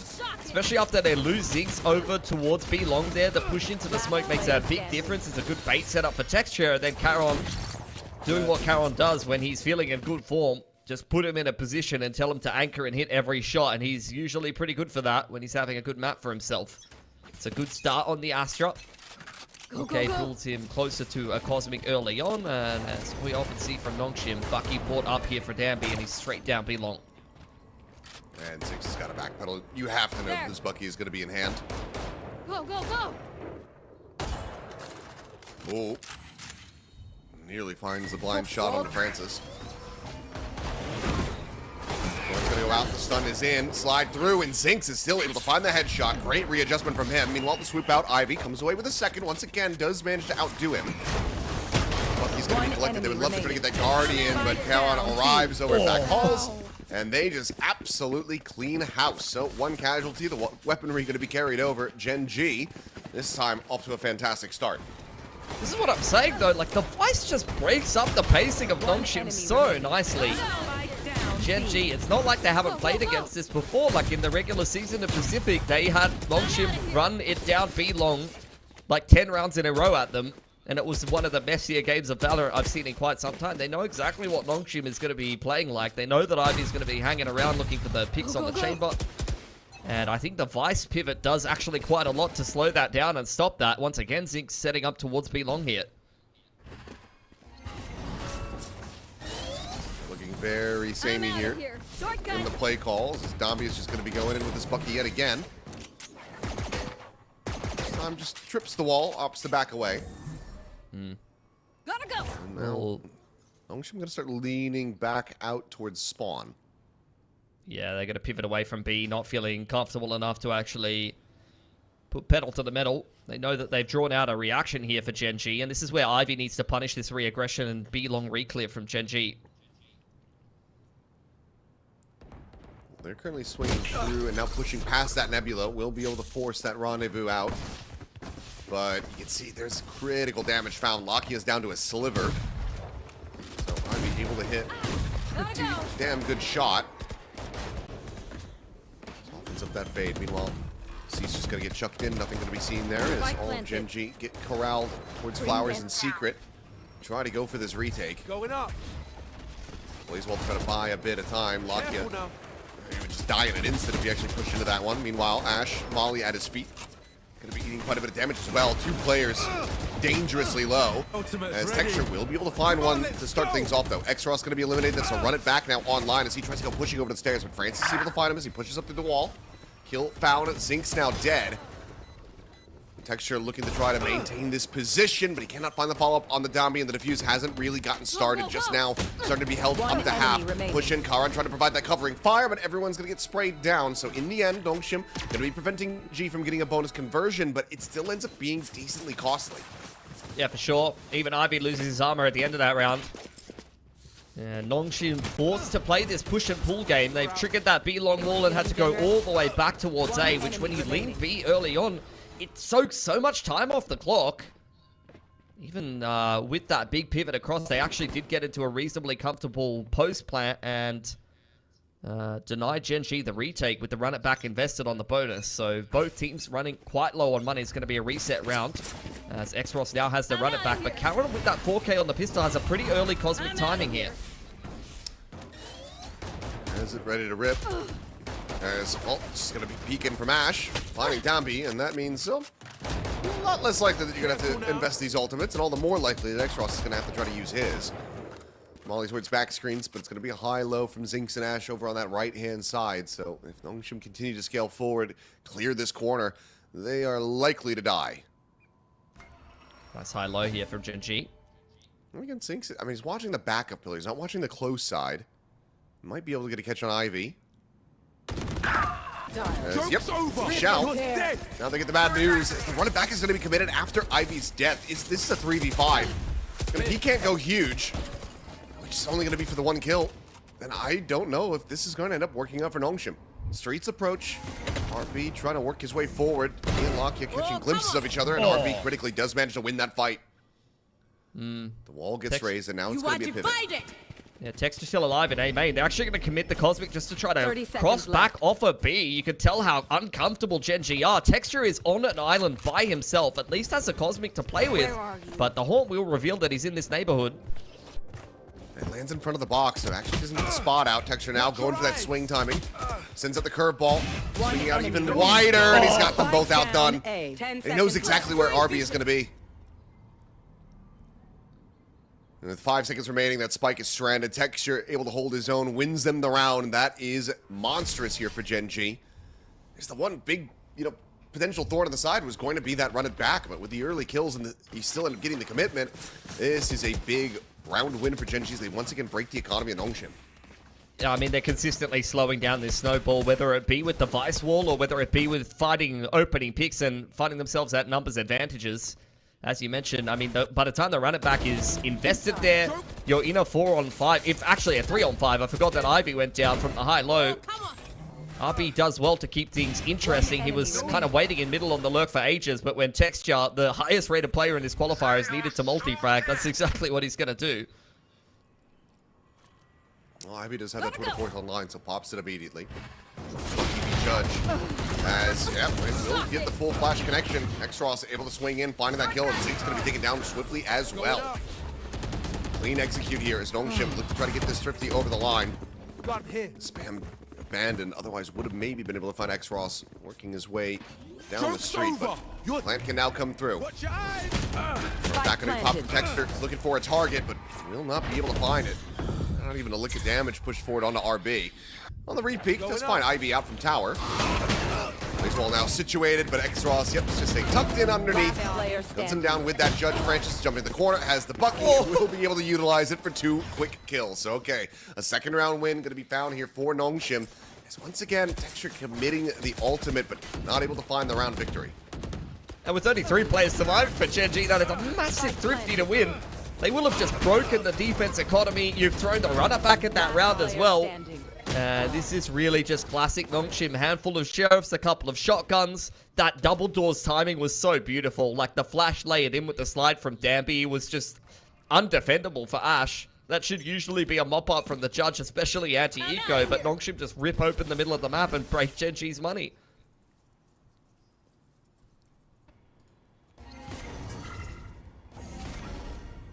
A main control firmly in the hands of Gen.G, but no eyes over towards Art, and that's where the lion's share of NONGSHIM are starting to scale up into. Texture ready to go on this check, but it would have to be a snappy headshot. For now, we'll play this patiently, allow for them to push up into his sight lines. As here comes the swing. No. Pump the brakes and okay, yep, there you go. Dead from off screen. Swing in though, and it will be a quick little 1-for-1. As Danby cleans up Lockya off screen, but Ash is able to find Danby at the same time. And now Francis, okay, yep. Well, that'll make it easy for you. I was gonna say, if he loses this one, Spike's gonna be on the floor, but he's got Ash dead to rights. Yeah. Nice mid-side smokes as well. Flank coming in here won't be spotted. You need to keep your head on a swivel here as RB, but with only a classic for Karen, he's not particularly threatening. Zink's in pit side. One enemy remaining. Yeah, you take that fight. You say that, he still gets a good amount of damage in. Sets up for Zinx to have a one-tap, but Zinx, can he break this? He flicks on for the kill, but as he tries to recover the weapon, Francis will be able to find him from that stair side. So, okay, close, no cigar. We get tied up 3-3. Don't panic. Gen.G starting to have this one slip out of their grasp a little bit. That early momentum built up. It's really present in these last few rounds. I mean, the Thrifty just completely changed the game, really. Gen.G was in a pretty nice position, but they're keeping things competitive. They break RB's armor there with the classic from Caron, so it's not the easiest round for NONGSHIM to navigate their way through. They're pulling out the ult on the attacking side, and I think they're kind of recognizing we can't just, you know, run it down up against the Vice comp. This will be a game with a little bit more nuance where we'll have to be slowed down a little bit, and that's where maybe the op can find some picks here with Ivy. That's exactly what I'm talking about. Ash actually losing that op duel head-to-head. That's rough. Texture got to pick up the op, though, and have a crack himself. Ivy's just not giving him that angle. We'll have to maybe flick diagonally down, which could be a difficult one, but Texture very much the same. Is going to have to flick diagonally up. Swings around, and oh, there's a spot out, and Ivy has the readjustment. Second kill found. Both duelists now dead on Gen.G. As NONGSHIM well slated to gain the lead from here. Could end up having to see Solo, you know, pull the trigger on a early timeout yet again. Yeah. Mid-walk. Looking for anything. X-Ross will spot it out. Goes down to Lakia, but that's information in and of itself that Gen.G's getting aggressive in the middle of the map, and NONGSHIM going to speed up towards A, but there is a Vice Ball that will slow them down here. No charges. Ball going to be sent out, but yep, the C is going to be committed now. That's Steel Garden as well, chucked in. It's 35 seconds as the pivot call gets made. NONGSHIM was sprinting this spike back across the other side of the map. Cosmify going to be called in. We still do have Karan playing forward past this and maybe able to find a timing as the scope in is there. Ivy is not paying attention to that angle at all, but Karan doesn't actually swing deep enough on the angle to clear it. Now does so. Finds him. Slide in from Zombie. Karan, however, just turns his attention over to Francis. Looks for the third and he gets it. No, my goodness, Karan is back. The round is over. Once again, just so far away from this spike. RB cannot do a damn thing. He's honestly just winning them rounds. Big impact rounds, single-handedly with that multi-fragging and precision that we're known, that he's known for. Saw it on the pistol in a pretty similar position, pushing inside of his own Astra smoke. And then in that round, I mean, you could tell that NONGSHIM's trying to go back towards B, courtesy of the lurk up and the pivot from Ivy. He started the round so well for them. Like, when you get two op picks like that, the round should just be unlosable. Credit to Gen.G, I think not only did Karan go massive there, but again, the Vice has been worth its weight in gold against Phoenix Neon here. Very much just giving them fits. As, I mean, Dambi is just chasing Ash to his death. Texture, at the same time, able to find himself a second kill as X-Ross will fall. Ash potentially at risk. He doesn't have any coverage anymore. So if RB just counter swings the back of that art box, he will be able to get this kill for free. Obscuring vision. Oh boy. Point blank knife to the face. Oh my god, he is just limit testing. That is ridiculous. Gotta go for two, mate. That is absolutely ridiculous. Take hold. Can that be the pulled thread though that starts to unravel this round? Joke's over. You're Capital defuse, another run it back, invested here from Texture, can't quite line it up. Lakia is going to be taken down, Spam going to be coming through, and Karan now has been taken out. Texture dead to the right click. It is all on Zinx. Able to find the one, trying to fake back a little bit. Just quickly reposition this, but on the swing out, Ivy will have him outdone, and yeah, it's another round getting away from Gen.G that starts off looking so good. This is a 3v5 conversion, and it's the third time that Texture's used to run it back and has not been able to win the round. Yeah, I feel like I can't even, like, critique at this point anymore. There's no point in it because both of these teams pretty good at winning and losing thrifties. Both of these teams pretty good at winning and losing man disadvantage and man advantage situations. Just a messy game of Valorant that we're getting on our hands today. Unfortunately for Ash, and really not aware that RP had slipped in towards art side there. And ends up giving a little bit of a lifeline to NONGSHIM, who have now broken Gen.G's money. So Gen.G back on the Sheriffs. There. As once again, the Haunt clearing out B long and setting up Ivy for success. Zinx wanting to take that duel with the Guardian. Knew that he had flashed him off the line with the Arc Rose, and it's very bold to take that peek, but this is what we know Zinx for. Like, he has just got phenomenal mechanics and first bullet accuracy. He doesn't care if there's an op on the other side of things. An incredibly clean shot. Granted, the player advantage didn't matter in the previous round, so it's not necessarily Gen.G being out of the woods with this half-buy investment. Still a lot of Sheriffs in hand, but Zinx has repositioned over towards the street side, trying to intercept and shut this down, but it's going to be a hair late on the shot to get the one tap on the Dambi. He's going to trust. Trying to rotate off B. No, just back up into tower. Yeah, he's just trusting the numbers. To be able to maintain control. Yeah. Just playing full retake. They've got the whole A stack. They've got the Nightfall for the retake here. So Zinx will probably just try to trim down the numbers and run away from the run it back, if anything, here. Yeah, can just avoid this. 30 Thorns seconds gets left. a tiny little bit of damage onto just the Phoenix, so it doesn't end up mattering too much. Looks like Francis took the Spike. slightest bit of damage there as well. Plays well set up, curveball through.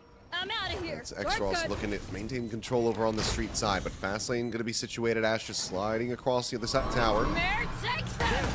There's a Nightfall's going to be chucked into this one and slide in, and Ash, what is that second shot? Clean on the first, gets the slide, but a quick turn over to back calls, and Francis is absolutely destroyed. X-Ross now, position is known. Blaze Wall gets set up by Texture, so Flash connects, but it doesn't matter. The defuse is just stuck. This Lakia finds RB as well. What a monstrous thrifty to be found for Gen.G. Legit, like, this is so Pacific pilled. But you wouldn't expect it in the lower bracket with all of these Korean teams, but we're getting some very messy Valorant. I could almost feel that Gen.G, it's like, oh, they've had their money broken, now they're going to buy a bunch of Sheriffs and do something outrageous.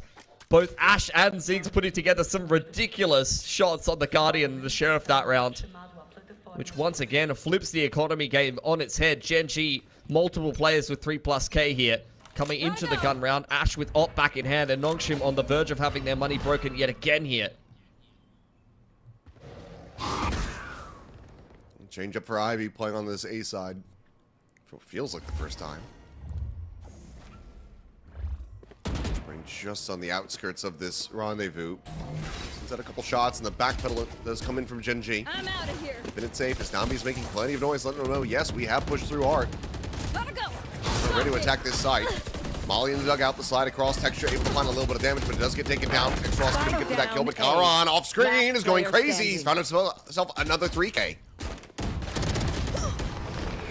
Well, Zinx will find the finisher. And Gen.G now a little bit more comfortably back into a 2-round lead. I mean, that Horde from Lakia pretty much just wins them the round. I'm pretty sure it scans the whole team of NONGSHIM as they come into A there. Saw it on screen be dealt with a second too late, landed up above the A arch, really high up in the sky there.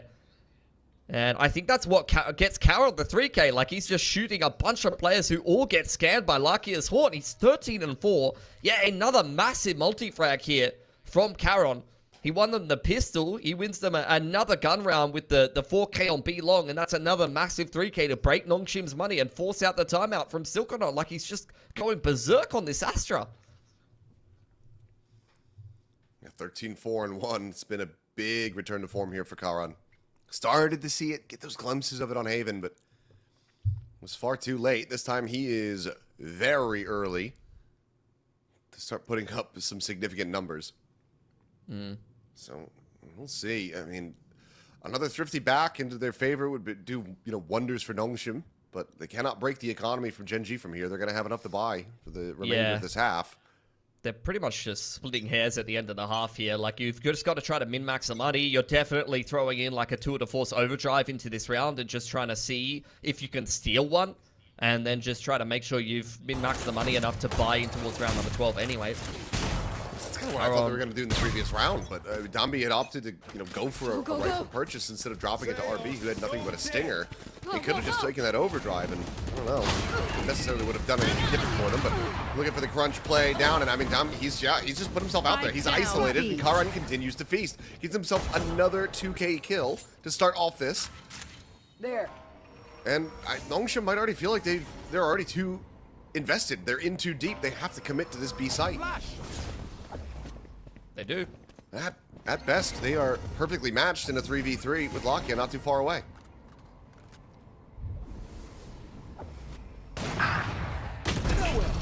Ash is able to find one. Ivy, good for a kill. Takes that rendezvous out, and once again, Spike having to scale forward, and Karan just stays stuck behind the box. Quick peeks out, finds the kill. 3K for him. Can he get the fourth? I know exactly where he's at. He's going to go for the fight, and he is going to win it. This is Karan's site, Karan's map, and it feels like he can do no wrong. It's just one of those anomalies where you'd usually see your Astra player kind of like hiding inside of the site, you're sitting in back hall, playing quite passively, or maybe you're throwing yourself a cheeky little bunker smoke, or like cutting the site in half and tucking exactly where Karon was sitting at the end of that round. But Karon is playing with supreme confidence. He's fighting B long with the rest of the boys. He's swinging out by himself and just taking everybody's head off on the side of NONGSHIM. 17-4. It's just incredible to watch. And it's just one of those situations where as NONGSHIM, you just throw your hands up and say, well, what can you do? Shortcut. Okay, well, you can do that. That is a critical shot to be found for Dombi. Go, go, go. Pushes forward, stuns himself. Will just go ahead and collect that operator. Wants to try to put it to use. Get this final round of the half. Spike plant. 7-5. Still doesn't feel too terrible for them, but you expect to see a little bit more from this double duelist on the attack. Dombi for now, just going to be safe around the corner. Peeks in, finds texture. Kill to be found as Karon. Maybe feeling a little bit too much. Drops down off the tower and can't quite plant his feet. Exros right there out into the open, able to find it. And okay, clean flick from Dombi. A flawless round to finish out the half. It's going to be 7-5. Gen.G out in front, but only just. A pistol win in the second half could set NONGSHIM up to get the 2-0. Yeah, I'm surprised that they even put 5 rounds together there, given how well some of the players on Gen.G were playing. Like, it almost feels like that was a bit more of a stop than it actually was. I think NONGSHIM still in with a really good shot of picking up Pearl here after barely scraping that first map win across the line. Yeah, we'll have to just see what happens. We're going to go to a quick little break, and when we come back up to the halftime, we'll get into it and see who can pick up this pistol. NONGSHIM, if they get it, they're going to be off to the races, looking for that 2-0 lead in the best-of-5 series.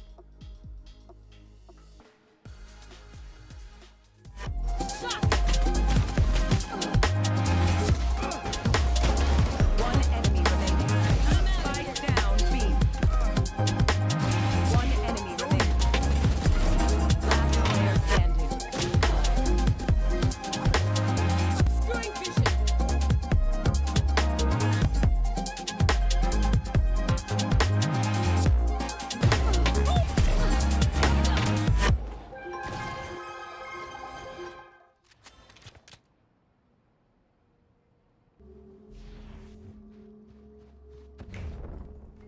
Oh, hello, we're back. That was quick. Anyway, 3-on-3. 7-5. Yeah, there's a 3-on-3. Texture, Last player trying to go for the standing. XC flash out, and yeah, they just tied. Francis gets himself a 3K, and the pistol goes away to NONGSHIM. Not quite sure what happened, as it looks like we had a little bit of a just an issue. Got back into the game a bit faster than we were quite prepared for, so we do apologize for that, but all good.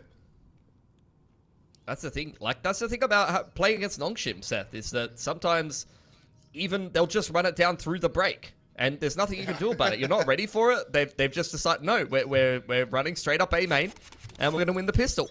And we weren't ready for it. Gen.G weren't ready for it.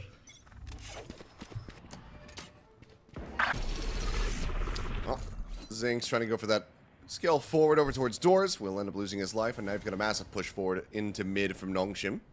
4 players strong, getting plenty of information. And at the same time, this trademark. Whoa. Nope. Give it another try. There you go. Nope. Never mind. It did get the slow. Oh, main boss is dead. Francis able to find Karon. Spike planted. As Ash just avoiding these martial shots, but he's been spotted, so RB will be ready to try to just take him out of the equation. As a Prowler to try to lead the charge here. Ivy eventually does manage to find Ash, and yep, there you go. It's just going to be a flawless in response in this anti-eco. So suddenly tied up 7-7. NONGSHIM right back into this. And I mean, you and I were talking about it, or I was getting ready to talk about it during, what break we did have. It didn't feel like NONGSHIM really got 5 rounds in that first half. It felt like they more scripted together 3, but here we are, tied up. No, seriously, I think that this is quintessential NONGSHIM. Even when it looks like they're struggling, they're still plugging away. They're still putting rounds together.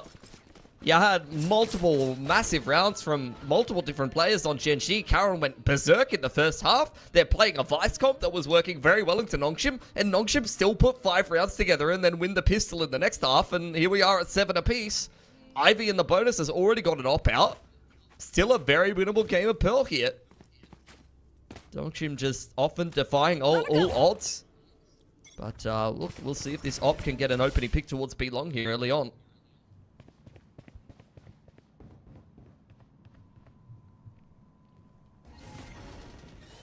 being cautious about it. They know the economy. They know that Ivy will have been able to afford this, so just apply some pressure, make him think that maybe they've planted somebody behind the screen there, but all of Gen.G is playing quite far back. There's nothing spotted in mid either. Texture considering this push, but you got to judge just on the other side of that door. Francis, oh, peeking out, will eventually get caught, and that is a big find for Gen.G.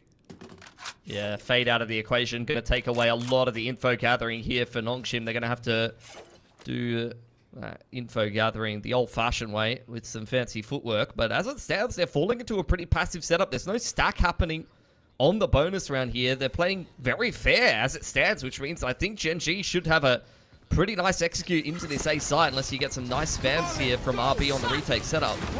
Well, that orb grab means that running back is online and Texture goes rushing forward, checking around towards his art side, so won't be able to find any kills off the back of this, but does get a decent amount of space and information. Meanwhile, RB spamming away, and it's going to be Downby sliding forward. He's able to find one, so Karin gets eliminated.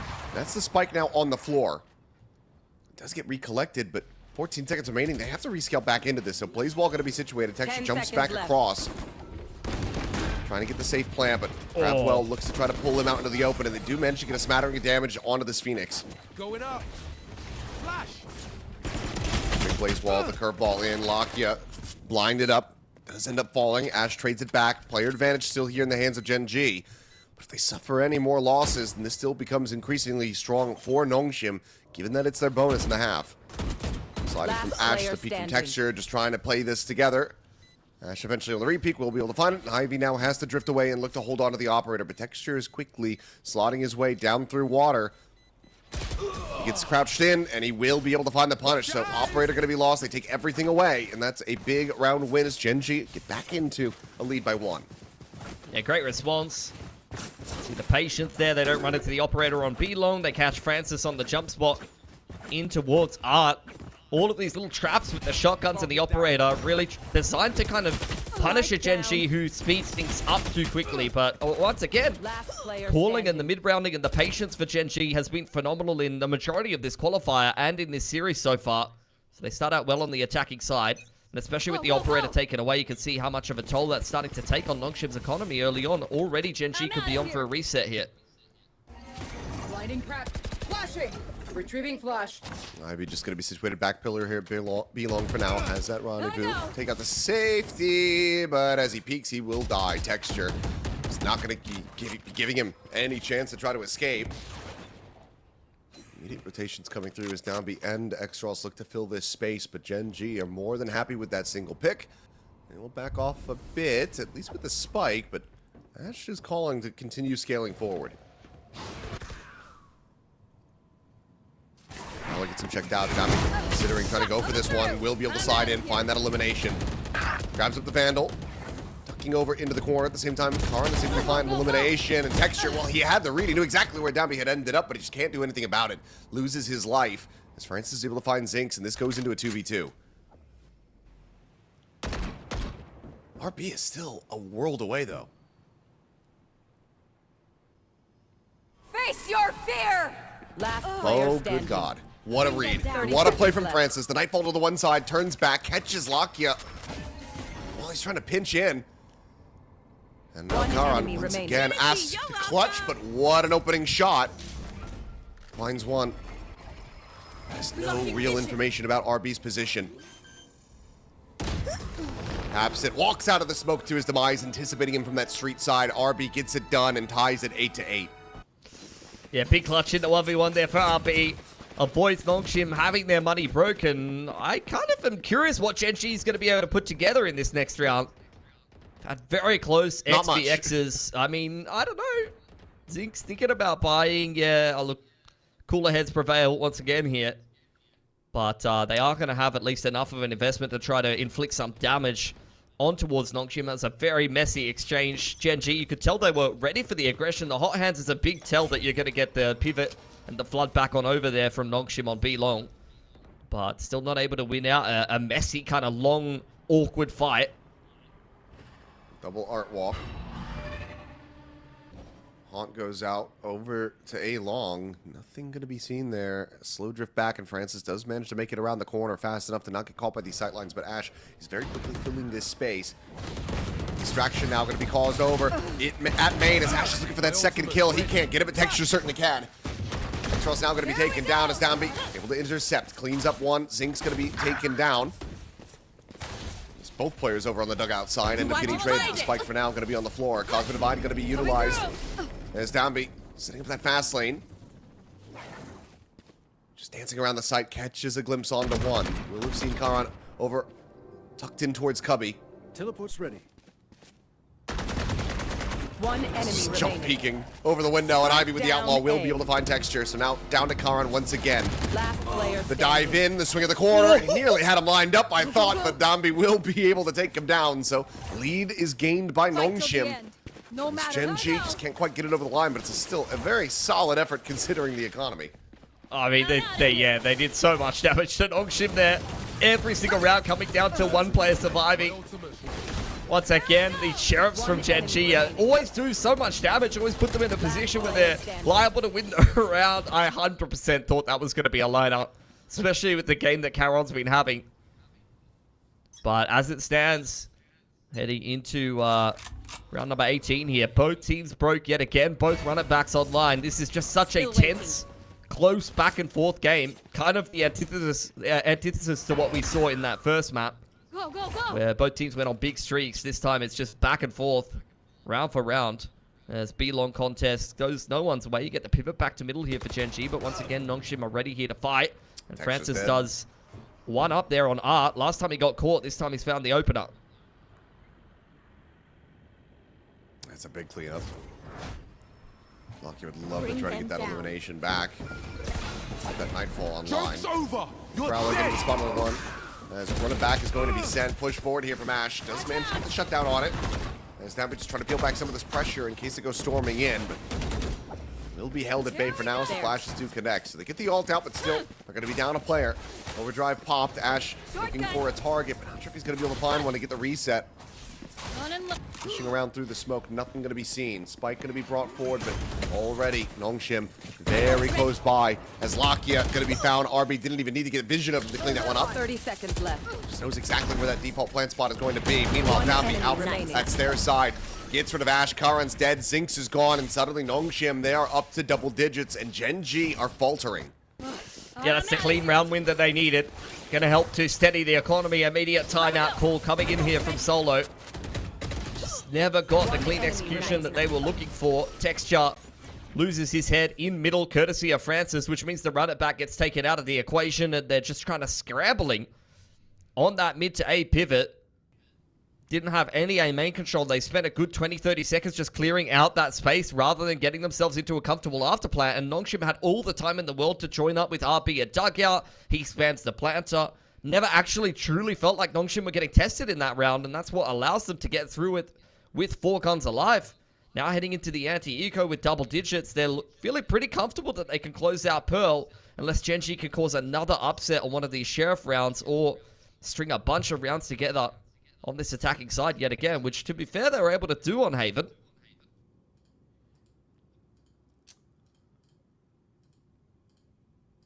Well, this is starting to get very uncomfortable for Gen.G. I mean, again, after the series versus RRQ, where you had to pull off that reverse sweep, get it all the way to that map 5, and then just can barely close it out.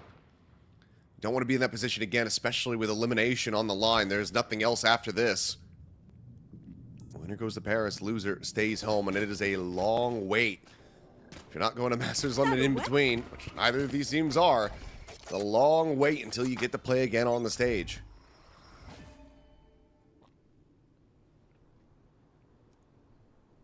Cheeky double push forward here outside of club. Downbeat and X-Ross ready to swing this angle.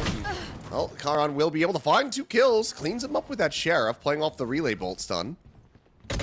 Swings out, wants to try to grab the weapon, and as he does, that's when Francis strikes from back pillar. Does get revealed. Lakia counter swings, cleans up that elimination, gets it into a 2v2. And Gen.G finish the job. Prowler spots one at streets.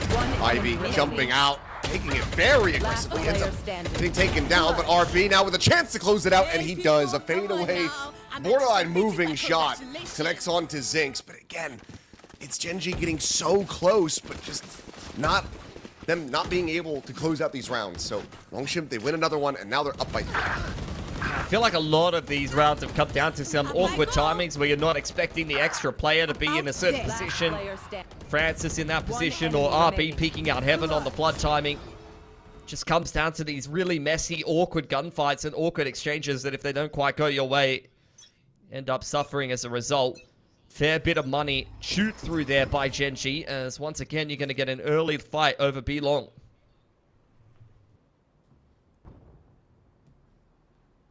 This time looks like the peak will be escorted by a curveball. Just waiting to see if they hear anything on the other side of this corner, but Gen.G vacating the premises aside from Karan. You saw Zinx take A main in the meantime, and they're going to go back to middle, but Ivy's on this art line. You've usually seen Francis contesting this with a rifle.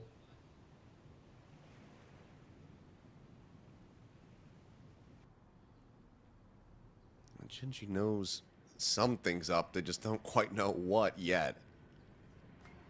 Trademark around this corner through the double doors, Molly up and over the top. Flush anybody out into the open who is tucked away, but no one there at home to be found. Now the pivot back over to the B site being made. Karan has to clear out that haunt though, and that's a critical one though for Francis. Had he not sent that, they might have just been able to give up that flank and get caught off guard, but instead Gen.G now having to re-pivot. Work their way across towards the A side of the map, but Ivy on the peak. Able to find one, looks for the second, takes the rendezvous back, tries to get the gun out fast enough, and he does. Zinx is just a little bit too late to try to get the shutdown. Seal Garden's going to be committed in, but RB out in front, finding him. It's quite a bit of damage on the texture as well, who now has to try to commit for this plant. Turn over to the side, Downbeat able to find that kill, and Francis will get Karan, and just like that, NONGSHIM REDFORCE found their footing at long last, and they are looking good. Defender's side completely dominating Gen.G's attack. They are now up at map point. Yeah, that's a big round from Ivy. I mean, we've kind of had our reservations about his performance so far in the chamber, but that's honestly a pretty impactful 2K in a very messy situation where if he doesn't draw that much aggro, if he doesn't get multiple frags there in that position, Gen.G's snowball will just continue rolling straight through Art and probably over the top of the A site. That point now for NONGSHIM looking to move up too low. For all the marbles, I mean, Gen.G able to have such an incredible run back on Haven, starting all the way down from, what, 2-round wins. Significantly closer to try to start this one off to get it into OT. Still need 4, but look at just the number of ultimates that NONGSHIM have available to them. If not this round, then certainly a future one would be theirs. But yeah, what a crunch play to go ahead and bring this one to a conclusion.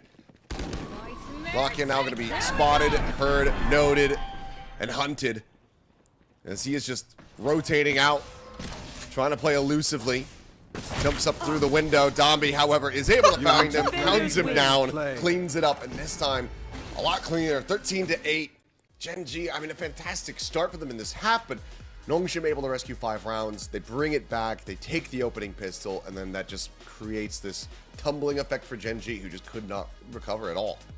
Yeah, there was a lot of close XVXs, but that was a massive streak of rounds at the end of that game for NONGSHIM that makes it feel like Pearl was not as close as it was in that first half. In fact, I felt like Gen.G was kind of the better team. I felt like their comp was working. Obviously, Karan was having a fantastic game, but outside of that, actually a couple of the individuals on the side of Gen.G going missing a little bit, and look, it kind of felt like a bit of a domino effect. It took a while for that first domino to fall in the second half, but once NONGSHIM started to get more and more momentum, it felt like they were reading these situations a little bit quicker. They had timings than Gen.G did have in that second half, and rightfully so. They're going to move up 2-0 in that series, which really puts Gen.G under the pump yet again. The same as they were against RRQ. They ended up going down 0-2 in the series and brought it all the way through to map 5. But I think a game against NONGSHIM going to be an even tougher task, to be honest. Yeah, well, if it's going to happen, it has to happen here on Fracture. They looked very clean on this map just yesterday. Can that continue? NONGSHIM, you can be damn sure that they will have done their research. So we'll see what happens. NONGSHIM looking to bring this to a very swift conclusion and punch their ticket over to the pairs. Gen.G looking for a reverse sweep. We'll see what happens after the break.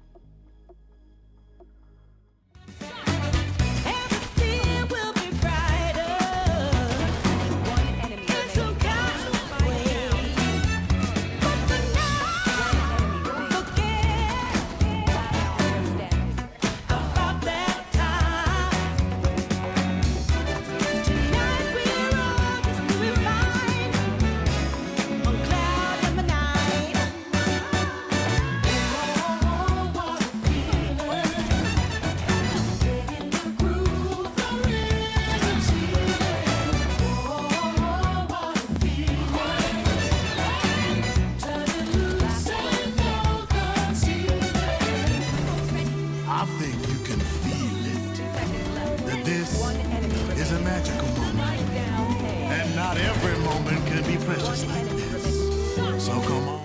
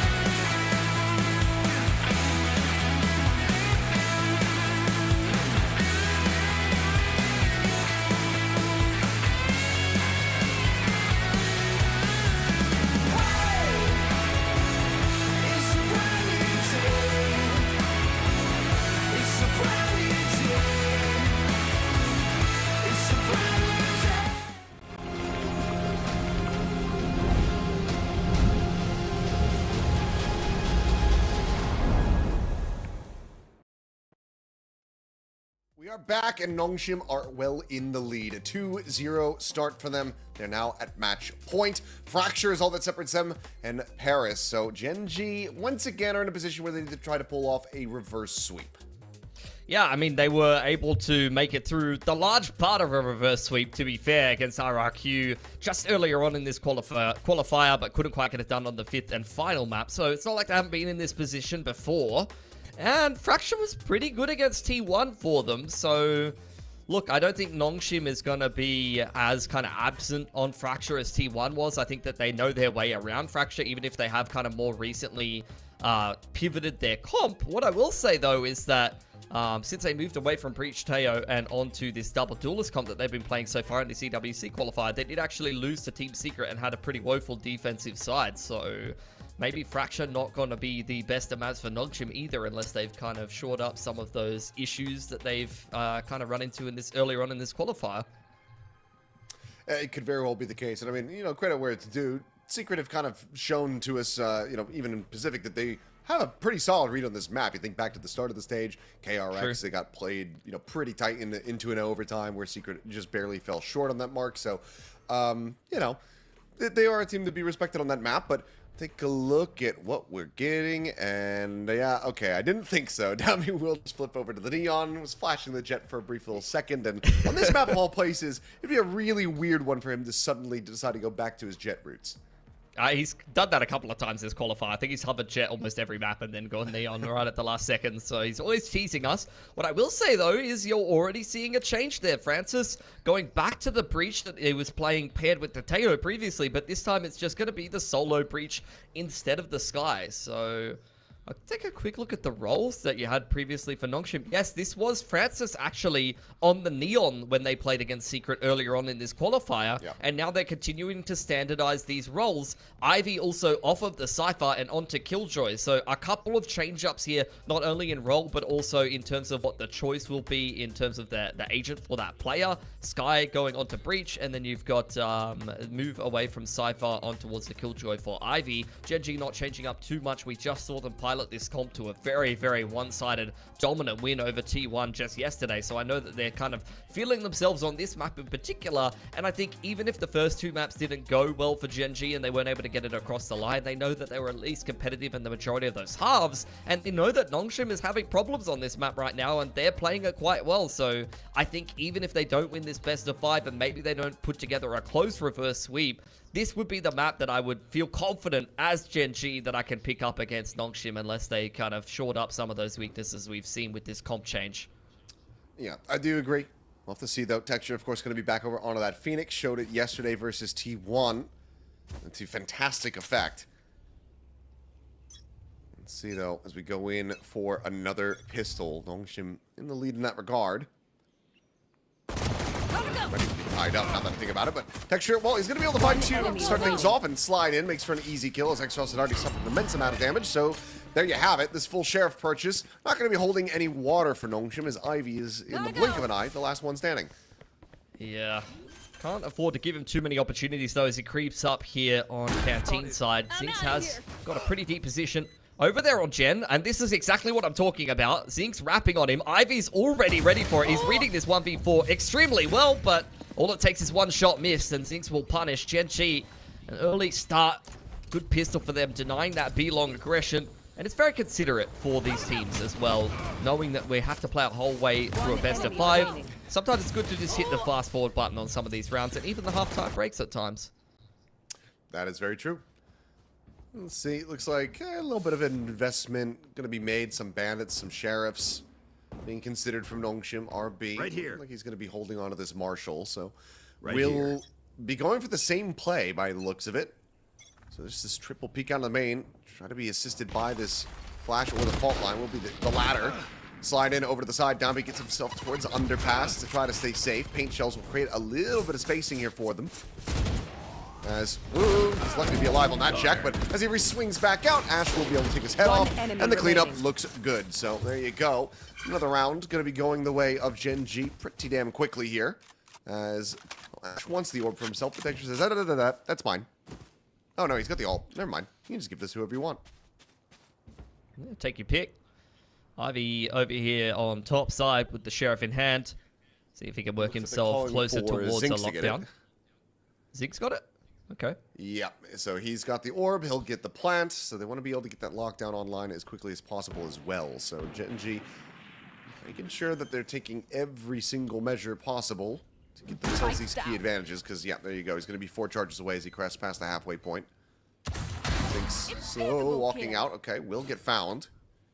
That's another point. He'll take it. He's speed running a lockdown. True. And now he's got Karan in position. Will be able to find that headshot. So a kill and an ult charge of his own. 3 online towards that orbital strike. And overall, very clean in these initial rounds from Gen.G. Yeah, for sure. They've been able to shut down this B-stairs aggression and tree-side aggression multiple times. One enemy remains. And NONGSHIM wonder if that's going to kind of condition them to maybe think twice about charging down B-stairs for another round. And indeed, they are going to change up the setup. Ivy once again being tasked with holding down the A side of the map. And it seems like NONGSHIM wanting to play fast flood. Danby hanging around in the middle of the map here.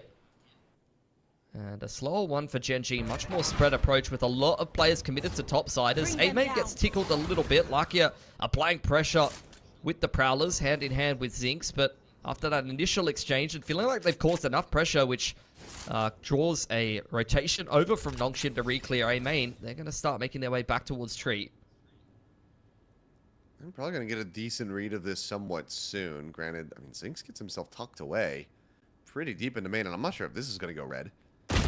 He's going to be checking for it, and okay, yep, it does have his eyes on the prize, so very solid cleanup for him. The spike just now getting rotated in towards that arcade side, and this is Gen.G actually falling behind a little bit as far as the pace is concerned, but critical kill's going to be found. Lakia taking down over from that spawn side position. Downby somehow is alive.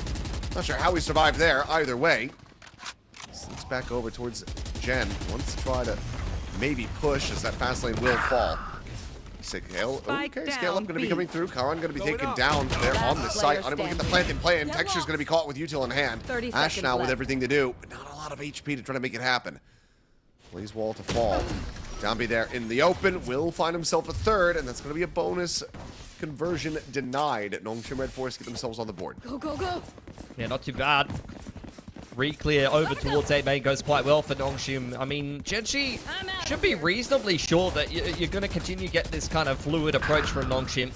Playing quite flood heavy, playing heavy in spawn, went and re-cleared A-Main. I think that's something they're going to have to adapt to as this half goes on. If they shove somewhere and drop off Zinx or take some space somewhere, you can expect an equal reaction from NONGSHIM, who, by the way, are straight back on their bullshit. It's an immediate 4-man stairs push. After that has worked out poorly for them multiple times in a row, they're not going to be too dissuaded about it. If Zinx can find anything here, he will have done the Lord's work for Gen.G. Might even be able to find more. That's done. There's the push out, finds the first, and can't quite drag it over for the second, but even getting one in that position, still going to be quite good for him. Smoke's down. Stim beacon Meanwhile, here. Full ring around the rosy approach from this north side. Molly, well, that's not exactly where we're supposed to go. Kind of blocks him off, but sees over towards main. Tap, and Lakia's like, wait, yeah, I shouldn't put myself in a spam position, so let's go ahead, swing back over here. Gets the spike in play. Still on spawn side, going to be very important. Majority of Gen all tucked into tower here, as Exros makes contact with Ash. He makes that look casual as well. Saw a little drag across, find the shot on the sliding neon. Karan putting himself out onto an island. Just ends up getting picked apart. Sun's there on the Lakia. He's just trying to poke and prod, but eventually will be overwhelmed. And now it is all down to Texture. And he will be found in tower. Saw a little pinch there. Exros re-wrapping back through, up the rope. We'll get that defuse. And he's going to be one away from having the showstopper online as NONGSHIM tie at 2-2. Yeah, they did it quite well with some of these awkward situations.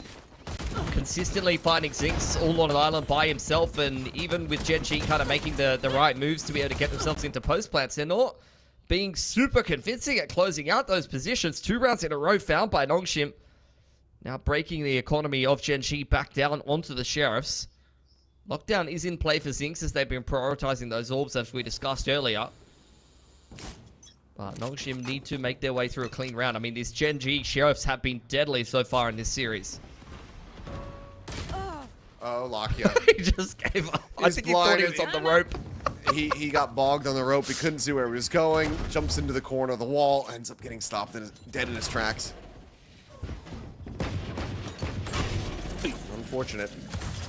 As Nano's now going to be popped. Stim beacon here. Gen.G frantically trying to just fish for tags here on the site, but we'll now find that it is emptied out. Ash at the same time, quite far forward, but doesn't have the crosshair dialed in on this angle, and I don't think he's going to be ready for RB either, so now has to make his exit. Has the fast lane, trying to make a quick little escape.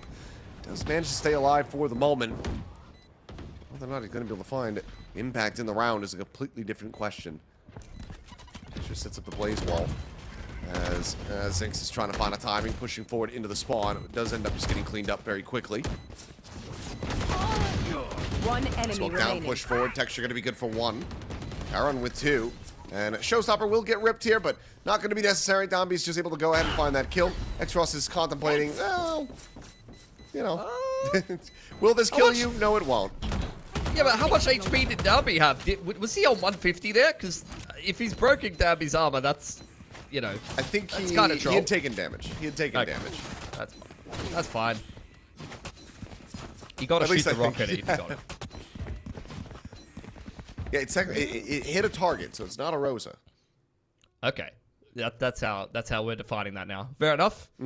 Gen.G, I mean, they've done a lot of damage with the Sheriffs there. They baited out the Showstopper at least. Things are not going too badly on this attacking side, but here we go again, Seth. Another attempt. There's the fault line. Ash does not quite get in front of that one, but Zinx does have some covering flyers. So X-Ross gets taken down. Now spam forward into the smoke, and the Rolling Thunder's going to be committed to this one. Tuck over into the corner. Ash has just been not flushed out at all, and Francis is just limping his way back into the site. This round absolutely gets away from NONGSHIM, and they overcommit heavily. Well, they throw everything and get nothing. That's a rough position to be in. Gen.G now streaming into the site. You do at least have Ivy in this neck of the woods. Francis shoving his way through the smoke on low HP is not going to get too much done. And Ivy just made footsteps, and yeah, he's got to run away now.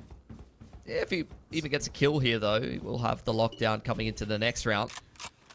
But you're very happy with that. Why they won't hunt. They've got 5 ults, they got 5 guns brought on through. Like, that is about as good as that could have gone for Gen.G. And I think, honestly, for the rest of this half, given how many times NONGSHIM have pushed tree, you're probably just, like, triple high, low tree at the start of the round no matter what. Or, like, pre-util it. Because, honestly, the amount of times NONGSHIM have just run it down tree and either got punished or, you know, found some space there. Getting a little played out. Ivy 1v1 with Caron for his lockdown here. Deleted. Nice. Wins it. Ready.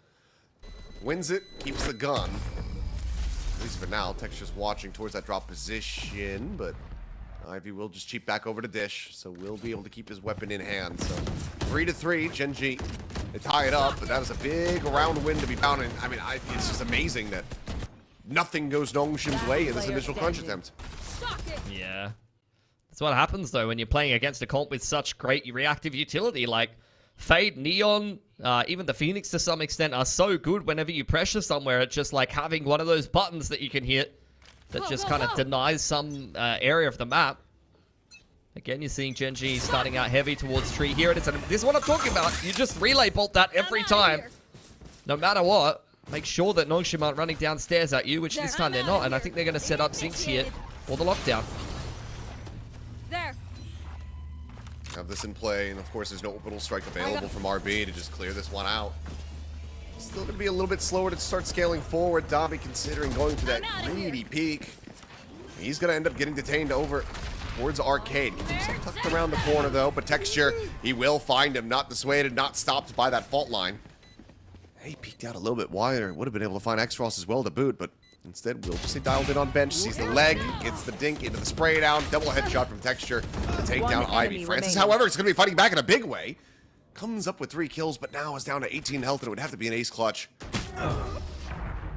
There you go. Caron dialed in on the angle towards Canteen. Will be able to flush him out, and that is going to be Gen.G back into a lead. Yeah, nice. Round from Gen.G overall. Just simplifying things, dumping util on their side, dumping down the lockdown when they know that there's no kind of reply, and they do an excellent job of hunting down Danby on arcade side. No one really having too much impact outside of Francis. Over there from Gen. So Gen.G investing 3 ults to be able to break the money of NONGSHIM. You're very happy about that and continuing to kind of hum along nicely on this attacking side. Money's looking good. Now they're shoving in towards A main. Zinx alone on top side, quite happy to take the rope if needed. Go, go, go. Just waiting, seeing if he does get pushed, and then otherwise we'll start to scale forward off the back of this pressure. But as the alarm bot, or rather his turret, gets cleared on that north side, we'll just go ahead, take the rope across, join in with the rest of the team. And now you've got Karan able to play back. Deep post-plant position for the Molly lineup, as well as that orbital strike. This is looking pretty unassailable overall for NONGSHIM. Oh, chucked in, really bolt gonna be sent. Ash just playing, dancing around these walls, not being spotted until the very last moment, but eventually will get taken down. Now, orbital strike gonna be called in as Texture loses out on the ultimate. So far for NONGSHIM, still 5 players strong as Boombot looks to try to lead the way back in. Shots out, swing in the corner, Ivy unable to find it, and Zinx has just got 4 players dead. Ace. Where the hell does that come from? He gets an ace! I think it's the first ace that we've had in the qualifiers. As Zinx just absolutely massacres them. Out of nowhere. Just peeks out Sandside through the door. Last kill found on the site. And it was somewhat necessary, I want to say, because you saw Ash die on the site and the runner back not get too much done, which forced them to use the orbital probably earlier than they would have wanted to. I thought NONGSHIM was actually on for a little bit of a retake there. They had to smoke down on main side. Things were getting a little bit hot under the collar for Gen.G. But Zinx keeping it nice and cool. It was only 4-4 up to that point. Now, just explodes up to 9-4 and gets himself very close to another lockdown. Coming back. Gambi whiffing on the initial shot. Texture just gets out a little bit wider and cleans that up. Shrugs off this alarm bot. Isn't really concerned about it at all. Double check around the back of that box, but he got what he came for. A kill and an orb. 2 more charges towards another run it back. Yeah. It's a bit of an awkward start to this round for NONGSHIM as they try to get a bit more of a foothold in A main. Francis wants to fight because he's of Rolling Thunder here.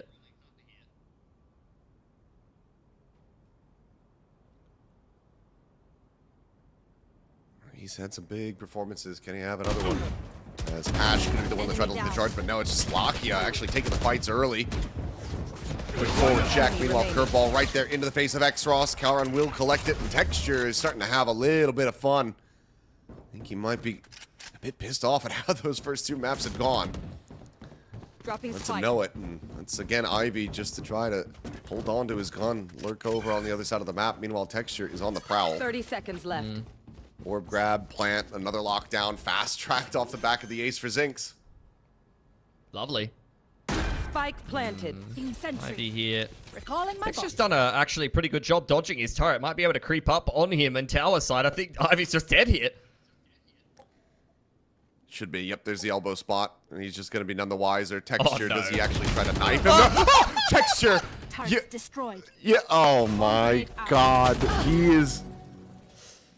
I think if I open my window, I'll be able to hear the screams. I'm on the opposite side of the city, and I'm fairly confident that I would just hear the faint echo through the mountains of Texture yelling all the way over at Gangnam. I mean, the good news is Ivy already had his lockdown, so, like, yes, you've lost a couple of guns, but I don't know. I want to say worth. I want to say worth. Oh, boy. Muddy's fine on Gen.G, and the Muddy is cooked for NONGSHIM. 6-3 here as Gen.G. I mean, you can see how good Fracture has been going for them in this qualifier. It feels like they're in flow state. I mean, they really have been. And this has just been, you know, gorgeous from these guys. Let's see how many more they're going to be able to rack up. As it is just Ivy alone on this side of the map yet again. Big push out of a main, though. So this is going to be some quick info gain as Gen.G start to make some noise on this side. See where the lockdown gets dumped. That is such a deep lockdown. It's going to flush out the entire site here. See if Ivy's even going to be able to get anything done. Might just forfeit the site and try to evacuate over on tree side. So he will make it out at least. Go, go, go. Yeah, he'll just be able to make his exit. Meanwhile, safe plant, going to be there from Ash. I gotta go. Goes for more of a default on the boxes. You should We'll run. give sightlines over to that A main position, but now push down into the underpass. That's the lockdown. Going to be set up as Karn. He is trying to lead the charge here on this one. Overdrive going to be pumped as well as they try to fight their way forward into this one. Lockdown does not get destroyed, and that is a player detained as well. One enemy remaining. So, boy, a little bit of a catastrophe. NONGSHIM will make this one very, very clean as they pick up a 4th round win. Yeah, they really just understood how to trade out the ults there. Like, they allowed the lockdown to go down. Even with the weaker buy, they just forfeit that B site, and they understand they have their own lockdown. You know, they can kind of sequence their ults any which way they really wanted to there. They could have started out with the Rolling Thunder and then dumped the lockdown down, but I love the idea of starting out with the lockdown.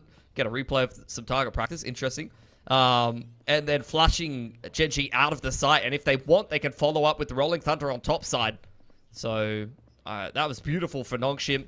You have the orbital thrown on in there as well. The overdrive, they played that round super, super well, even on the light bite. So, of course, they'll earn themselves a 4th as, once again, they set up towards A main, much the same setup as that last round. They want to sit here in this trap, and if nothing happens, I'd imagine they're just going to push bottom side in the mid round.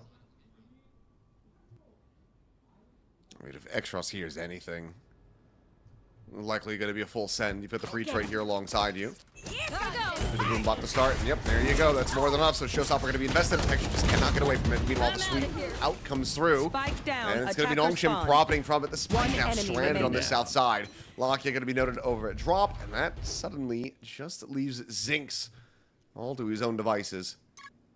Recalling my bot. That's, honestly, both of those last 2 rounds have been phenomenally played by NONGSHIM. Ivy v Zinx on the timing here. They're going to be well aware that the Killjoy will probably be solo on the other side of the map, and Ivy is very fishy about this one. Gets his head taken off immediately by Zinx, who continues to show his mechanics. But I don't know if he's putting together a 1v4 here with the bomb trapped on bottom side there. You got to be thinking, like, what is the least suspected thing that I could do? Ride the rope. I rate it. 30 seconds left. Backstab on the 2 players. I got money on him one-tapping at least one player mid-rope. Just because it's Zinx. But Could do. he's just going to hold on to the gun. Yeah, we'll just retain this, wait and see if anybody from the NONGSHIM camp decides to take the rope. And granted, I mean, they're 10 crazy enough to seconds do left. it. But it looks like this time around, they will not be leaning into such a risky play. They know that they're still in a pretty precarious spot. I mean, getting that thrifty in the previous helps out immensely for these last 2 rounds of the half. And now, I mean, already, Last even if round Gen.G in the half. get this 7th round win for themselves, it's very similar scenes to Pearl, where it feels like they should be a lot further ahead than they are. Oh, 100%. That's exactly what I was thinking. One It's enemy like, you know, remaining. even in these games where I feel like Gen.G is playing very, very well, once again on Fracture, like NONGSHIM just works their way back into the game. Lost pistol, 1-3 in a row, then you got a big streak of rounds from Gen.G. But NONGSHIM, they scraped their way through a really, really nice ult exchange. And then that last round, they just completely outplayed Gen.G. Really nice showstopper timing and just crunched them on bottom side with no recourse. Go, go, go. They bolt out. Texture this time going to be able to hold his own, getting some revenge for the previous round. And again, it's a Rolling Thunder commitment here off the back of multiple players dead of enemy NONGSHIM. remaining. Ivy's able to find Karin at the same time, but Gen.G, yeah, they absolutely just run away with this round. So Yeah. It feels like some of the timings Switching around these sides. breach ults just isn't really coming together for NONGSHIM. That being said, 7-5, certainly still a very winnable position for them. If they can find the pistol, much like they did in Pearl, then they're in a key spot to be able to take this 3-0. I mean, that round is the perfect example. You see it all the time on Fracture where one team is going for some kind of crunch, and if the other team just hits the relay bolt or the fault line on like 2 or 3 players, you just lose the round instantly. So, rough timing. Doesn't go the way of NONGSHIM at the end there, but they've done very well to get 5. Yeah, they very much have. So they're still in with a shout on Fracture. Gen.G, though, if they can find this opening pistol, start to build up a snowball yet again from the defender side, then maybe we just will have that fourth and not final, but a 4th map coming through. So we'll be back after the halftime break. See you guys in a sec.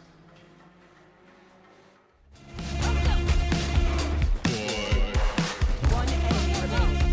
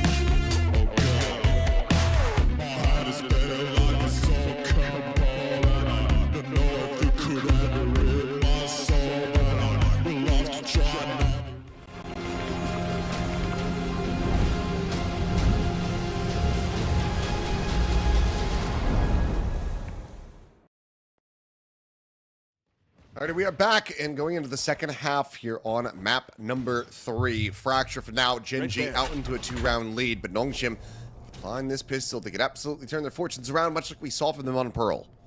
They're set up quite well. They've got a little sand trap here with the Phoenix and the Brimstone that if NONGSHIM fall into, then could go quite well for Gen.G.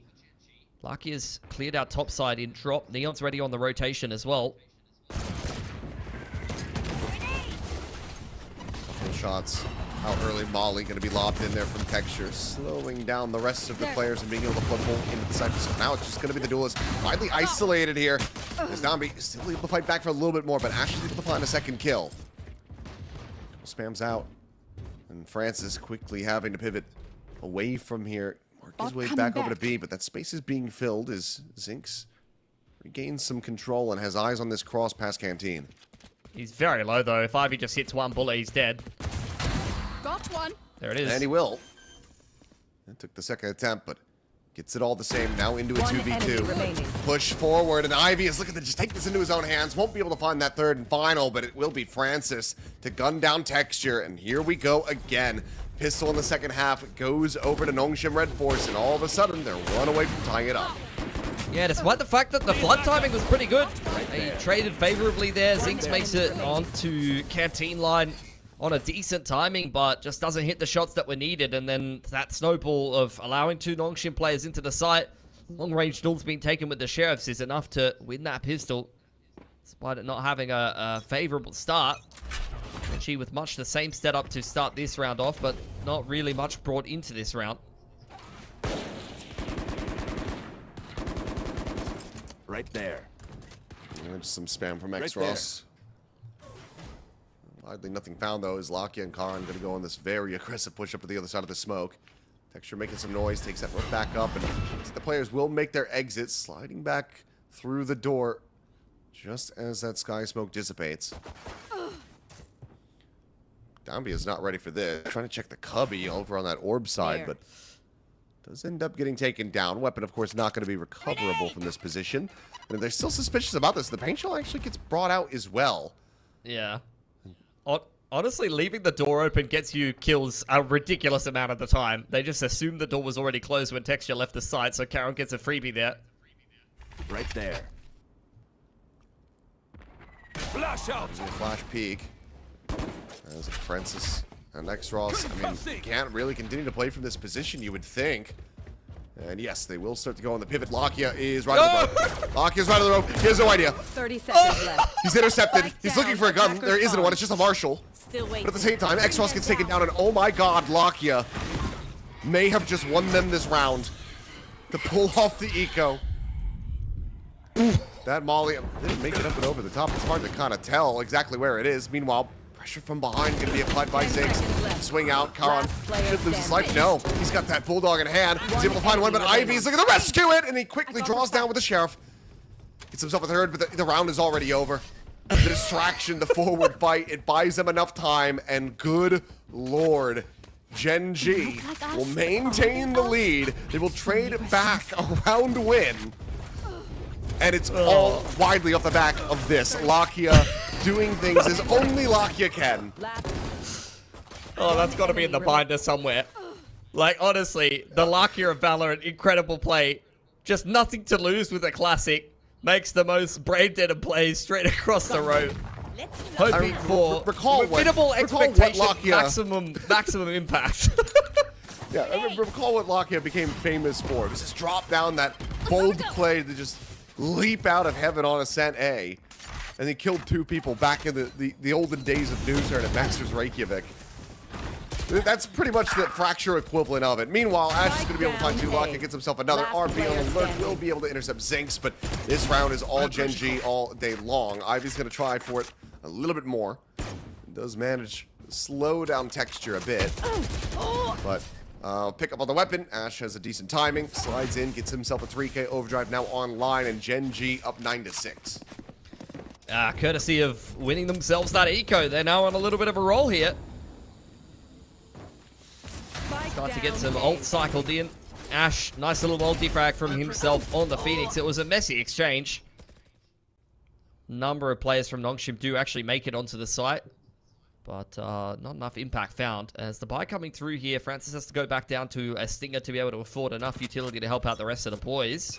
Early overdrive timing here from Ash could actually have some decent impact if he rips it, because the armor and the money is not super clean for NONGSHIM. Early drop take here. I'm out of here. Work go. Just diving over top of all of this util. Lockheed going to be separated away from the rest of the squad. Zinx at the same time trying to play it quietly, still tucked over outside of drop. Meanwhile, Ivy's applying pressure on the opposite side of the map. Domby able to flush out Lockheed. Tech striking in for one, and Zinx eventually going to be found as RB gets that kill. Spike in play. And NONGSHIM are not looking to go down without a fight here. X-Ross reading this approach. Swoop in. One Ash enemy wins the remaining. fight. Cleans it up, but it's not quite ready for Francis. As Curveball going to be chucked through. Texture cleans up one, gets it into a 1v2. RB going to be trying his own luck, though. Rides the rope over to the south side and should be able to have a very good backstab timing.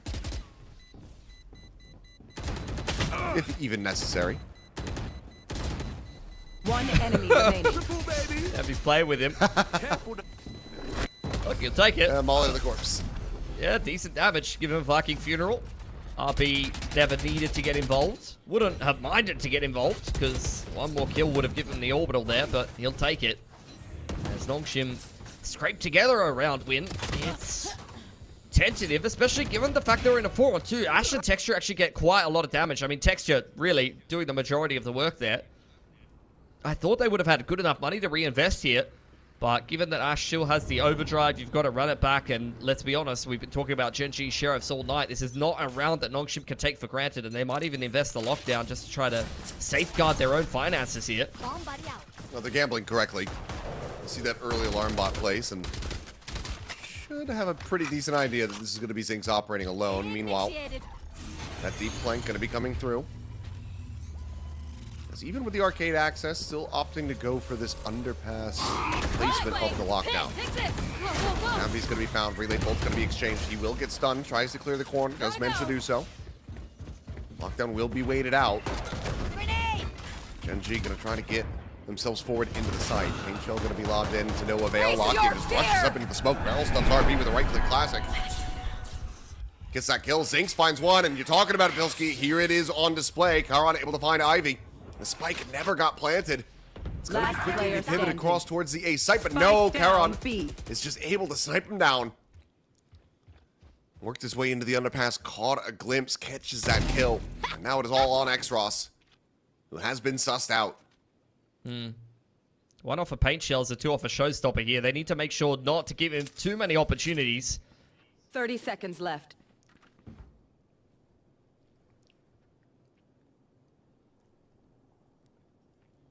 Precisely why Ash does back away. You got a high-low from Lakia and Texture as well over at that main side. 10 seconds left. Ball gets chucked in. Thrifty.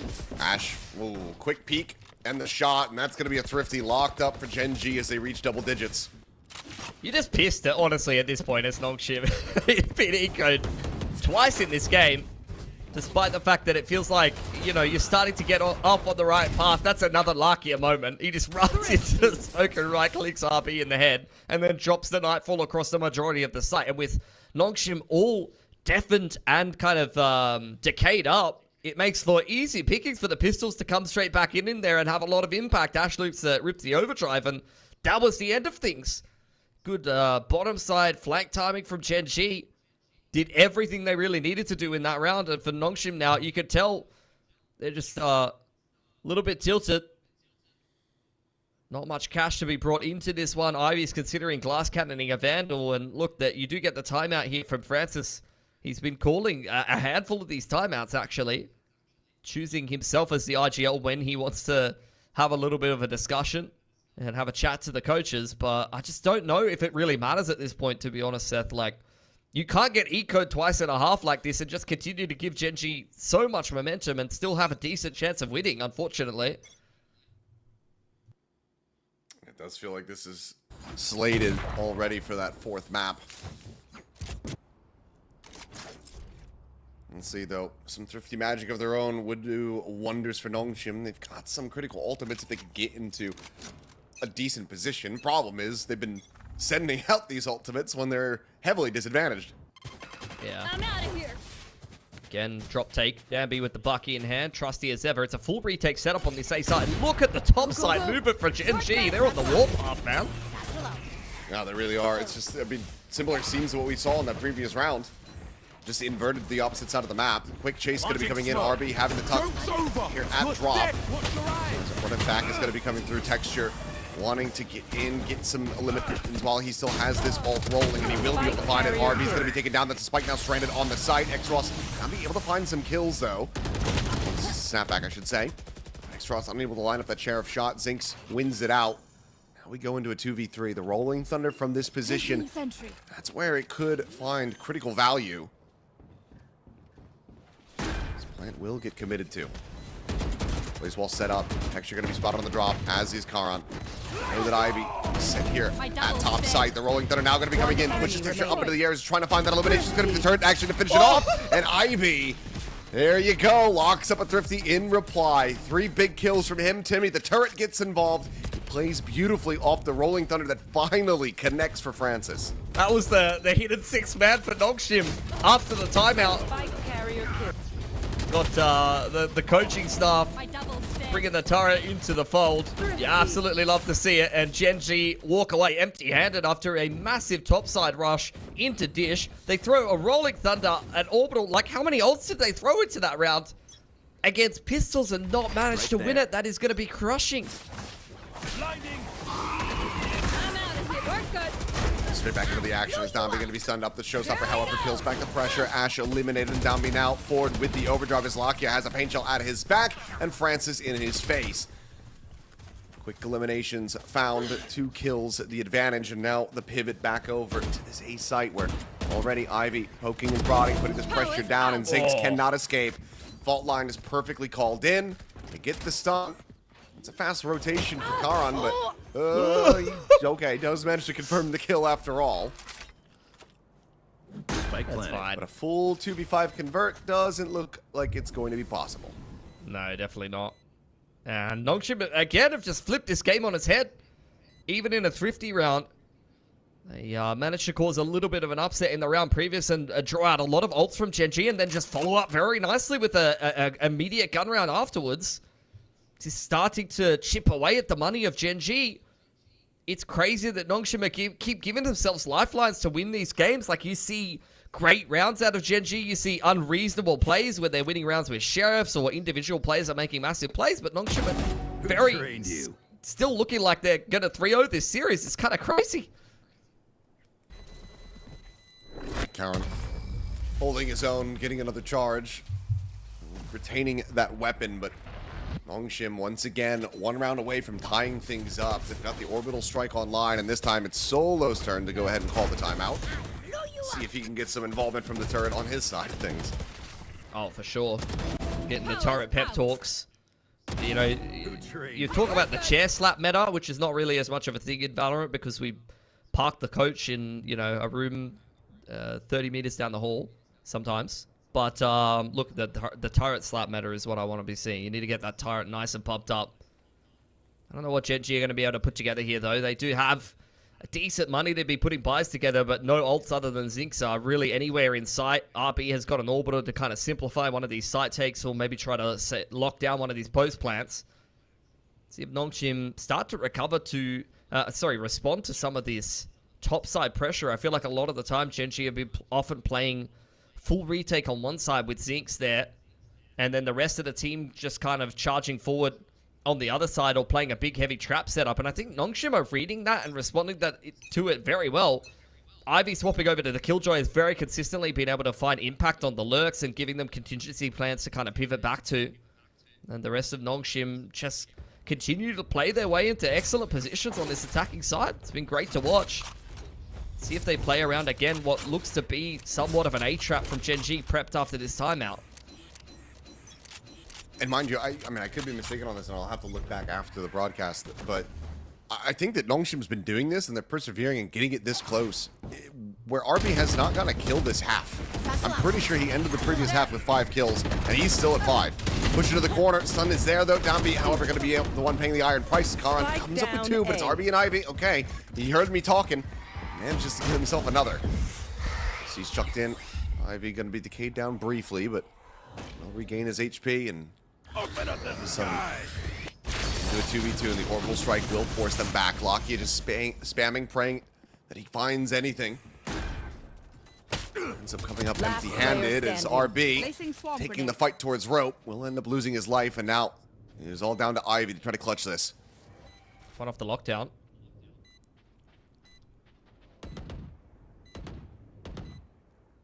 One off the lockdown, and Zink's down to half HP. He's the one taking point at the moment. I don't think there's any additional util available to Lakia. And the time is starting to bleed away.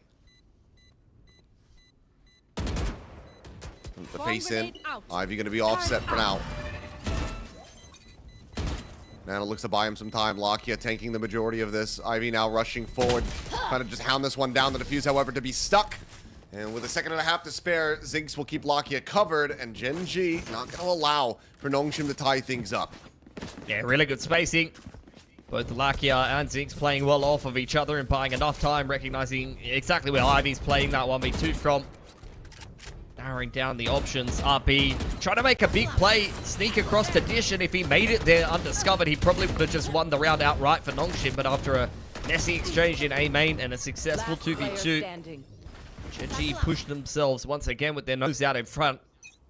Money starting to get low for both sides here. It's again another very tense kind of back and forth map between these two sides as you get the flashpoint.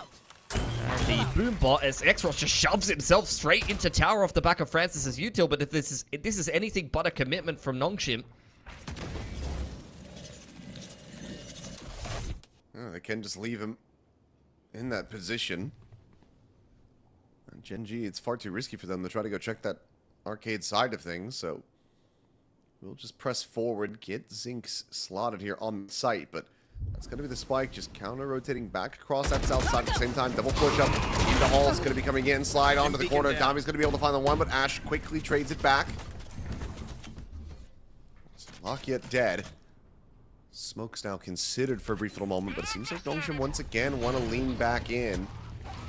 Potentially towards the other side of the map, and this lockdown is all intended as a bit of a ruse. Oh, nice molly. Is that going to kill it? I don't know if it's got it. I don't think it does. Oh, okay. It does destroy it. It was just a little bit late to be able to prevent any 30 potential seconds left. grab of the players. Zinx! What? Finds the first, but he doesn't get the second. He doesn't hit the transfer. Last player Francis, though, is standing. under pressure. As Spike quickly down, Gen.G B. flood back through, and okay, for a second it looked like maybe Zinx had completely sold the round, but it ends up being just enough you would suspect, and yes, Ivy cannot find anything more. He will get taken down, and now it is NONGSHIM, the ones who need to run 3 rounds in a row to try to push this into overtime. Otherwise, Gen.G will be extending this series. It's crazy that he goes undiscovered on the back of the site there when you had tower control the entire round as NONGSHIM. And you know that the Killjoy has a lockdown. Like, look at Zinx's ult here. Yes, he only goes 1 for 1 there, but he could have won the round outright. I mean, in a way, he did. The rest of Gen.G flood really nicely off of what I feel like is a pretty panicked NONGSHIM at that point, just being like, what the hell is the Killjoy doing here on the back of the site? Another timeout here for Silkenon. 3 needed in a row for NONGSHIM to be able to push this into overtime. Well, Gen.G are going to get it done in regulation. It's crazy that they've had to work this hard for a game they've had multiple thrifty wins in the second half, and they won the first pistol. We saw NONGSHIM post-timeout get it done with a half-by win before, though, but this time they don't have any ults to work with. So, let's see. Obviously, they're going to have to spend all their money this time. They are very far away from having anything. And basically, we'll have just to push this all the way to overtime with neutral weaponry for the most part, rather than having any ult investment.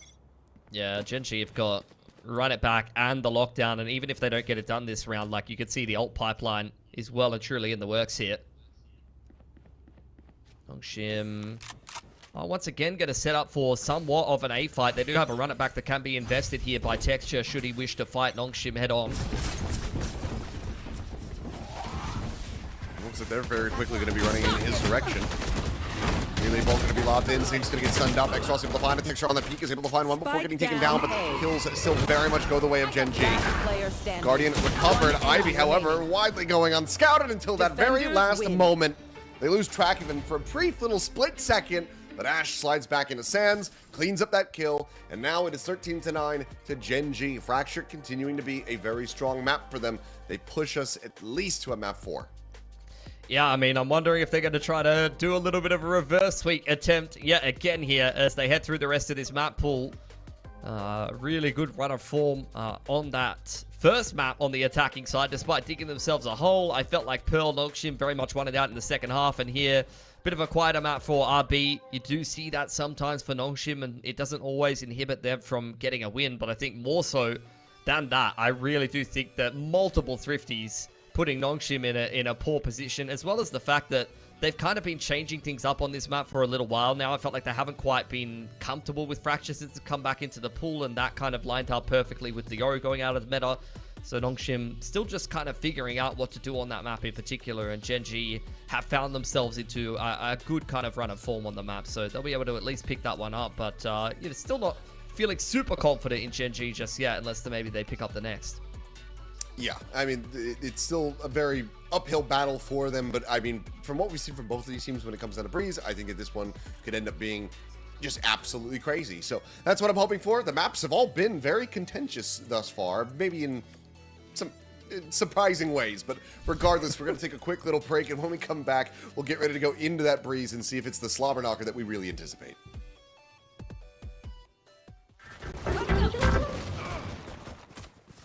One enemy remaining. Goner.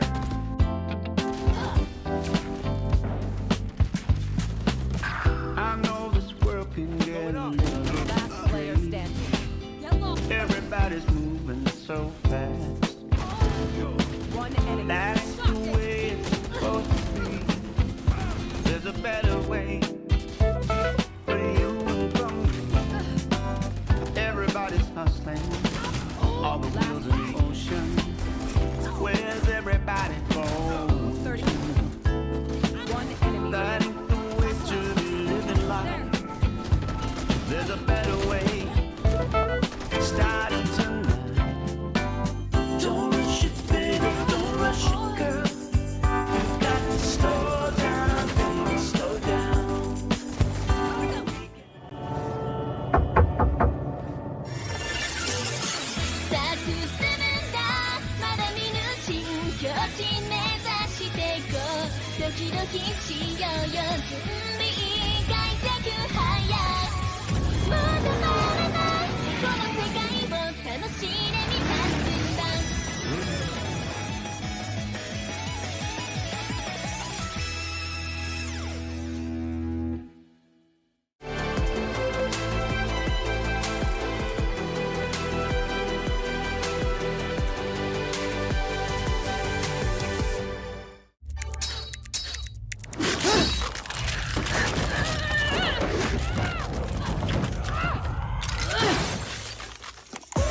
Reach your impossible. Lenovo Legion.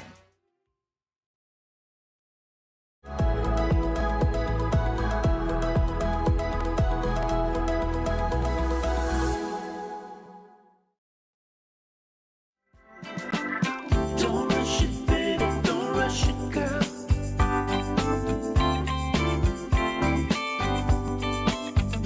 We can just embrace and let time slip away and let the world fade. Baby, slow down. Don't rush it, baby. Don't rush it, girl. You got to slow down, baby. Slow down. We can just embrace and let time slip away and let the world fade. Baby, slow down.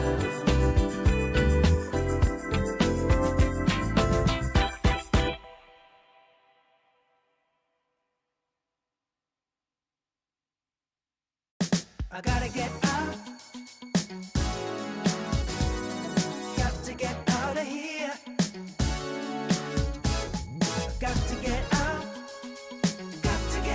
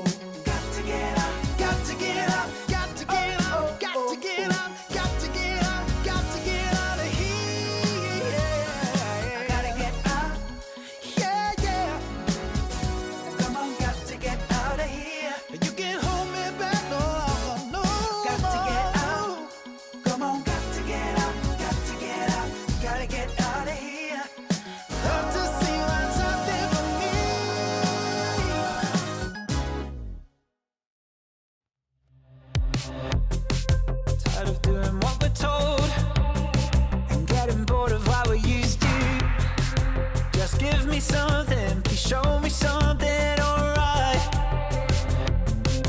As I'm scared of getting old, and I'm more tired than I'm used to. Just give me something, please show me something alright. I forget that I'm down with you guys around, 'cause everyone knows life's better with love than being alone. Consider yourself the motive for finding a way to right my wrongs.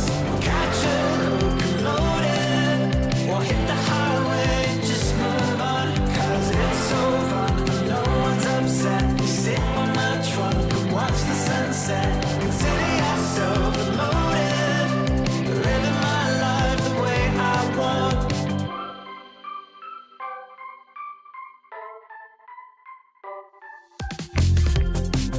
We're creating memories, and we drive our parents crazy.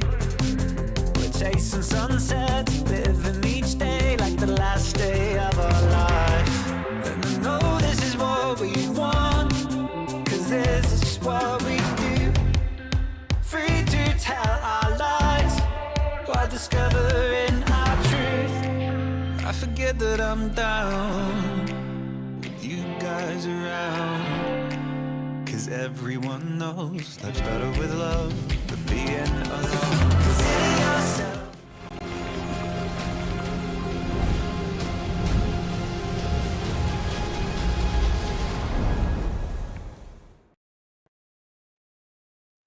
We have a series on our hands. Gen.G, they've done it. They've won a map. They're looking to pull off a reverse sweep. They're looking to do what they couldn't do versus RRQ, which is close it out. But we're going to a fourth map. Breeze is the next challenge for them. And overall, Gen.G's been pretty clean on this map. So they're going to be probably feeling pretty damn confident off the back of the victory that they got on Fracture. I think NONGSHIM will be feeling pretty confident too, though. Outside of a little bit of a blip versus GE in Pacific, they have been pretty lights out on this map. So I think the layman would tell you, oh, well, NONGSHIM smashed Gen.G in Pacific 13-3 on this map. This is not going to be close, but that's before Gen.G pivoted back over to the double duelist comp that they've kind of been rolling around pretty nicely with, especially in this qualifier. They're on a 4-win streak. They beat Full Sets T1 on this map. They smashed RRQ and Secret the second time they played them on this map. So, I mean, I agree with you. I think that Gen.G, they're quite happy with that Fracture win. They're probably riding a little bit of a momentum wave right now. And their Breeze has been very good. Texture in particular on the chair has been phenomenal on this map. Looks like we're going to get right down to it, though, as we dive into this. And one of the big things I think I need to see for NONGSHIM to be able to come out on top in this map is going to be a bit more proactivity as well as fragging from RB. His util, good on that Brimstone on Fracture, but he just wasn't putting up the numbers needed. And if he gets a couple of additional kills across those rounds played, then we're probably looking at NONGSHIM closing things out with a 3-0. So I think he needs to rebound in a pretty big way. But I think that for the rest of the squad, pretty steady performance, especially from Ivy, who continues to have, I think, a big upswing. This might be the best series that he's had in this qualifier so far as an individual is concerned. We've been really seeing that kind of classic Ivy, the one that lifted a trophy at Master Santiago when it comes down to the impact that we've been witnessing. Yeah, I agree. It's been good to see his uptick in form for RB. I don't know, man. I feel like whoever's put on harbor duties is usually not going to be your hard fragger. So we'll see if he's going to be able to conjure himself a bit of a spectacular performance.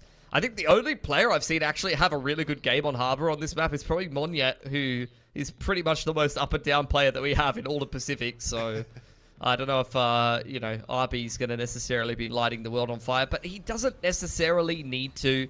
He's got a lot of friends that can help him along the way, and he's usually calling himself a pretty good game, which I think starting out, I believe, attacking side I saw there for NONGSHIM is going to be very necessary, because Gen.G have looked pretty good on this map. I actually really like their defense. I love the way that they kind of control A main using the Omen and the Neon utility most of the time. Texture just runs around everywhere with the Operator and causes a lot of problems, and honestly, Zinx has been a pretty dependable, solid anchor on that B side of the map that usually gets quite a lot of work done. So I think that Gen.G's in a pretty good flow state on this map, and it's up to NONGSHIM to kind of see how they deal with it, because I'm still expecting NONGSHIM every single game. I mean, I feel like a broken record, but I'm kind of expecting NONGSHIM to just smash sites 12 rounds in a row a lot of the time. They're not going to be slowing down for anyone.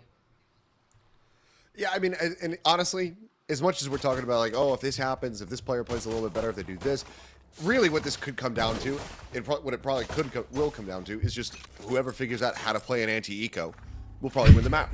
Because both teams have been having their struggles, maybe NONGSHIM a little bit more after that fracture, but has been a big pain point for both squads. But for now, fast lane set up, quick entry attempt onto this B side, but it's still able to find one. Exros going to be taken down. He manages to pull all the way back out towards Arches, and he's barely touched with damage. And as I say that, he will just get spammed through the wall and taken down to about 15 HP. IB on a big flank here. They need to buy time for him. The high tide has gone up. You have a relay bolt to buy more time here for Dambi, but Gen.G looking to try to kick off this retake. Well, it's going to be a shock there for Francis that's eventually able to find it. And Ivy in around the back, cleans up a kill on the Lakia. RB tucked here with the smoke. Ash swinging around towards backside. Casual turn to the side. RB shuts down Texture, but Ash is still able to find one, but it will now be eliminated. Karan with everything to do won't be able to find it. And that is going to be NONGSHIM closing out yet another pistol win. Now it's time for the anti-eco, Seth. I love that you brought that up, by the way, because Strap in. even as my short time as a very unsuccessful coach, I probably spent more than a year working on anti-ecos, and the way we got eliminated from challenges was getting ecoed twice in a row on the last map that we lost. So, you know, it's an ongoing thing that never really gets better, especially in a game like Valorant, where it doesn't even matter if you have classics when you can do full 360s on a Neon and, you know, do all kinds of crazy stuff. And I think that's exactly what we're going to see here, is both Ash and Dambi are in this neck of the woods. I think it was just the one Sheriff brought into this in the hands of Texture.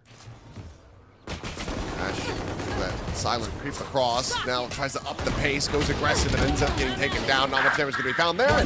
Yep, very quickly, players are going to be cleaned up as Dambi able to get in on top of Karn before he can swing the backup pyramid. So, NONGSHIM looking like they've solved the formula, at least in this round. We'll just get that orb funneled over, as well as the spike plan for Exros. Get him halfway to that run it back. Zinx last alive, sitting outside shop. Hoping that someone on NONGSHIM will go for a little bit of a leisurely stroll into middle, but I don't think we're going to be seeing that. You see the weapons juggled back and forth. They're even throwing the Sheriff over to Exros and saying, go on, son, go get yourself some more orbs. But not heading the right direction to find Zinx, who I'd imagine is probably just going to run into the end of the spike explosion here and try not to feed any additional kills over to NONGSHIM.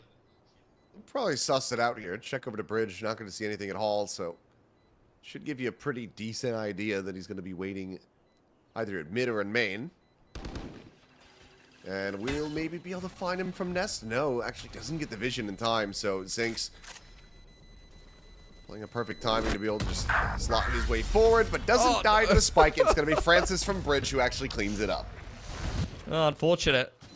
Honestly, I kind of don't blame him, because I'm looking at where that's planted, and it's so far to the right, you're thinking, like, okay, there's no way they're going to be sitting on bridge. Like, the spike detonation is going to stop you from standing there. But when it's all the way on the right side of the site, actually, no, like, you could pretty much sit on yellow and you're not going to get hit by it. So, unfortunate.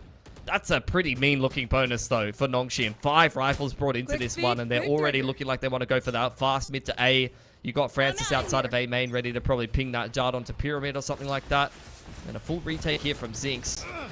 They're looking for this fast one again. They just continue to juggle into this weaker side of the map. So scaling down through mid. Lakia gets in from behind. Backstab opportunity here, but it's being watched. There's Ivy trying to rush forward, but okay. Ash will be able to catch a glimpse. Takes him down. It's a player advantage. Damage suffered here by RB is, well, Recon gets lobbed in, but the pass lane actually ends up blocking it out, so there's no ping reveal on Exros. Curveball sent just to try to delay the push. Now Gen.G just trying to get everybody in a row, but now reflank as Francis works his way through mid as well. Okay, well, he might not matter too much, is just managing to find him. Why the hell not? Exros is just absolutely massacring them now. One enemy He will be alone, but Ash is down to a sliver, and oh my god, Texture catching some wild strays. Somehow Ash, I mean, he was already low HP. He's the one who survives to the end of the round, gets the defuse, gets a round win here in the anti-POTUS for Gen.G, but as the only player left standing, that is so much damage. Like you're talking about a scary bonus for NONGSHIM there. This is why you can't play qualifiers online, bro. Like, people just start shooting through smokes like crazy. It's not even trying to hide it. Just running around with the Guardian. Massive multi-frag for Exros. I thought he was about to just pull the run it back and get the round done from there. But, bar a round win, he's done about as much damage as one man could do. Gen.G's economy on the ropes now, despite winning that anti-bonus.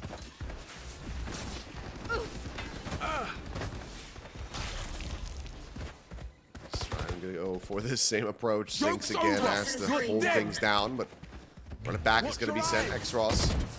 Ball through, pushes, thinks that he confirms the kill, and he does not. So he's able to stay alive for a little bit longer. Leaps in, snaps back, and now Spike going to be planted. This is going to be a difficult one for Gen.G to get going. Yeah, they're all stuck behind yellow. I'm out of here.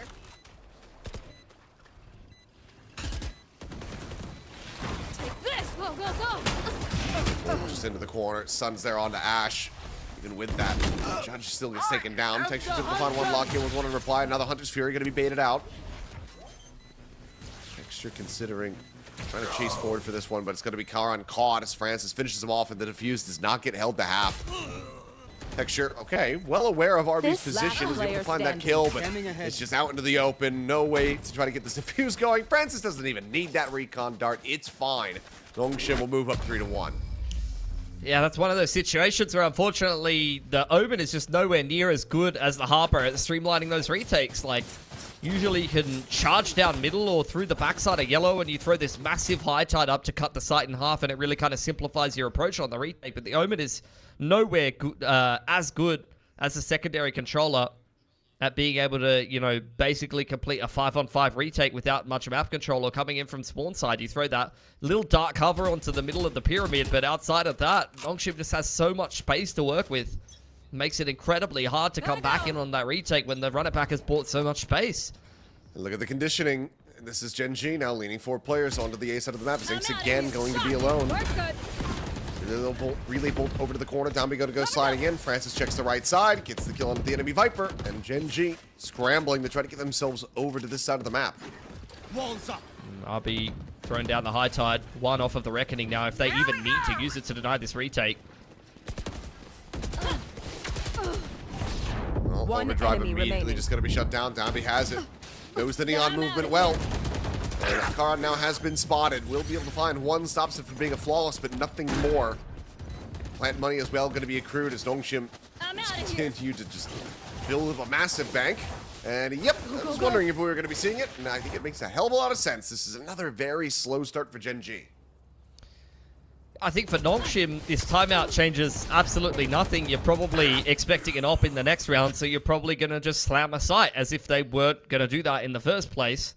For Gen.G, we'll see what they end up coming up with here. Op does come out for Texture as the Blade Storm in reserve if necessary. Karon can have some easy maneuverability around the map if he wants to drop from the shadows. You've seen that be a critical tool in a successful retake previously for Gen.G. I think it does allow for easier control of A main when you have the Omen ult, because you can potentially commit the Omen more towards the A side of the map, so you can dump like Paranoia Relay Bolt in A main and shut down any A main control for NONGSHIM, maybe drop Texture off on that info line or something like that, and then have an easier kind of TP back across the map, because that's what's so hard on Breeze sometimes on defense, is if you're playing like a 3-1-1 on one side and really trying to fight for that control. If the other team beats you to B, then the retake can be very difficult, especially, like I said, if you're not playing the Harbor.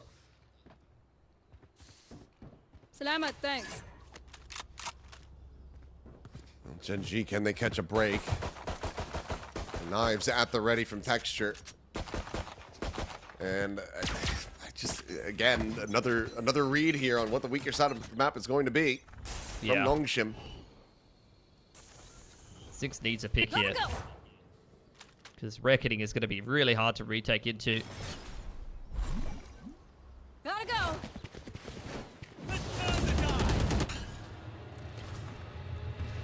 Reckoning sent in his face. Backpedal over the archway yet again. Zombie just spamming away, trying to see what he can find. Nothing yet to be connected with. As a snake fight will get a good amount of damage on the RB, but Spike is going to be planted all the same. Take Push flight. around the back. Enemy Now mark. going to be noted as the drone goes out. Ash just sprinting over to the side, trying to check out that window position. Oh, it does have Francis' attention a little bit tied, but I mean, Lockett, he was just running forward into elbow, made plenty of noise, so turn it over to the side. They get that kill. Karan's able to find 2. But there's nothing more that you could do here. You just have to save the weapons from here because the time is already gone.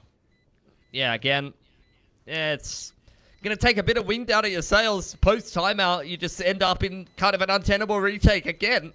Despite the adaptations and picking the op up, not much changes for Gen.G, unfortunately, even after a full 60 seconds of solo having a chat to the boys. NONGSHIM, like I said before, changed nothing. They just go, alright, they're going to pick up the op.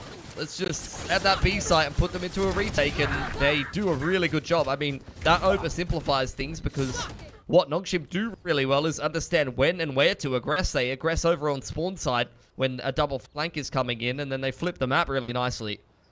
So that's the kind of wrinkle that makes you impressed about NONGSHIM's adaptability more so in the mid-round. But for Gen.G, that's going to be really demoralizing to lose that round post-timeout in that fashion. Get out of my way! The knives now going to be activated as texture posted up at Nest. Here's all of this noise. Curveball sent out, but I think Poison Orb might have been obfuscating either way. He drops back, looks over towards this tunnel side. NONGSHIM will just keep things quiet. So get a double push and act it out in the mid. I think Khan may be spotted there for a brief moment by Dambi. Ash is kind of positioned just outside of shop. The Sova's not in this neck of the woods, so I don't think unless they go in hard clear middle, they're going to be able to deal with Ash. And the longer this takes, especially if a main contact is made onto Caron here, I think the Neon flank timing could be really massive. Drone to start. Enemy We're in position to clear out that drone for Karan, so it just has to go for a quick little reposition. But it's going to be hounded down, eating an immense amount of damage. Overdrive now going to be popped. Ash, Lockett, Karan all falling to the wayside. I mean, yeah, no flank to be had. Ivy's just sat back over at Sands, finds the kill. Last player Zinx will try his hand at poking and prodding with that Sheriff, but to no avail. Texture now would need an ace clutch. He's got the knife, so obviously it's possible, but not when Extros is just going to be checking corners and hitting shots like that, so flawless. This is going to be 6-1. This is starting to have some flashbacks from Haven here, Bilski. Yeah, for sure.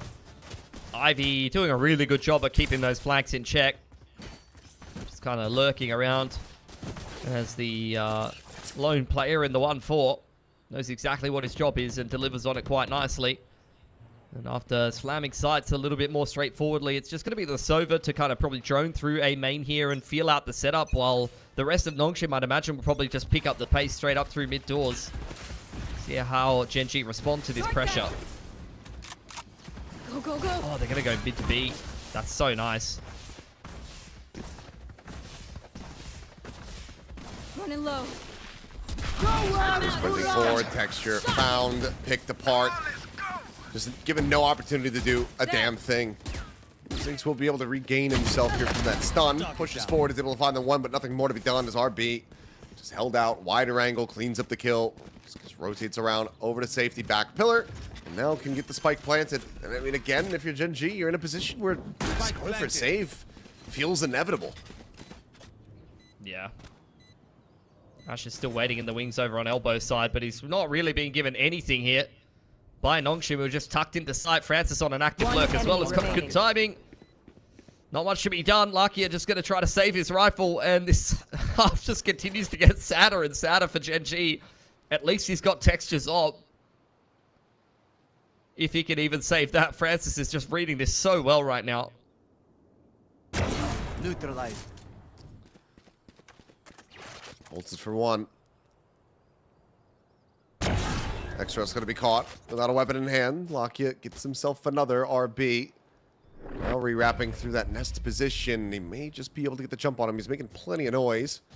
But this is, pretty point blank. Lockett up against the wall will be able to retain that operator. So a good volley of kills for him to at least save that. But a 6-round deficit. This continues to look brutal.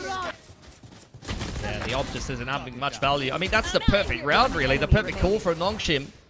You had A main being contested by the majority of Gen.G, and when you pivot mid to B after shoving straight up mid doors like that and throwing up the fast lane, the defense is waiting for your next move, staring at this fast lane that's up middle into the A site with the drone in A main, and they just pivot mid to B on you like that into a lone Viper by himself and an op that's already smoked off.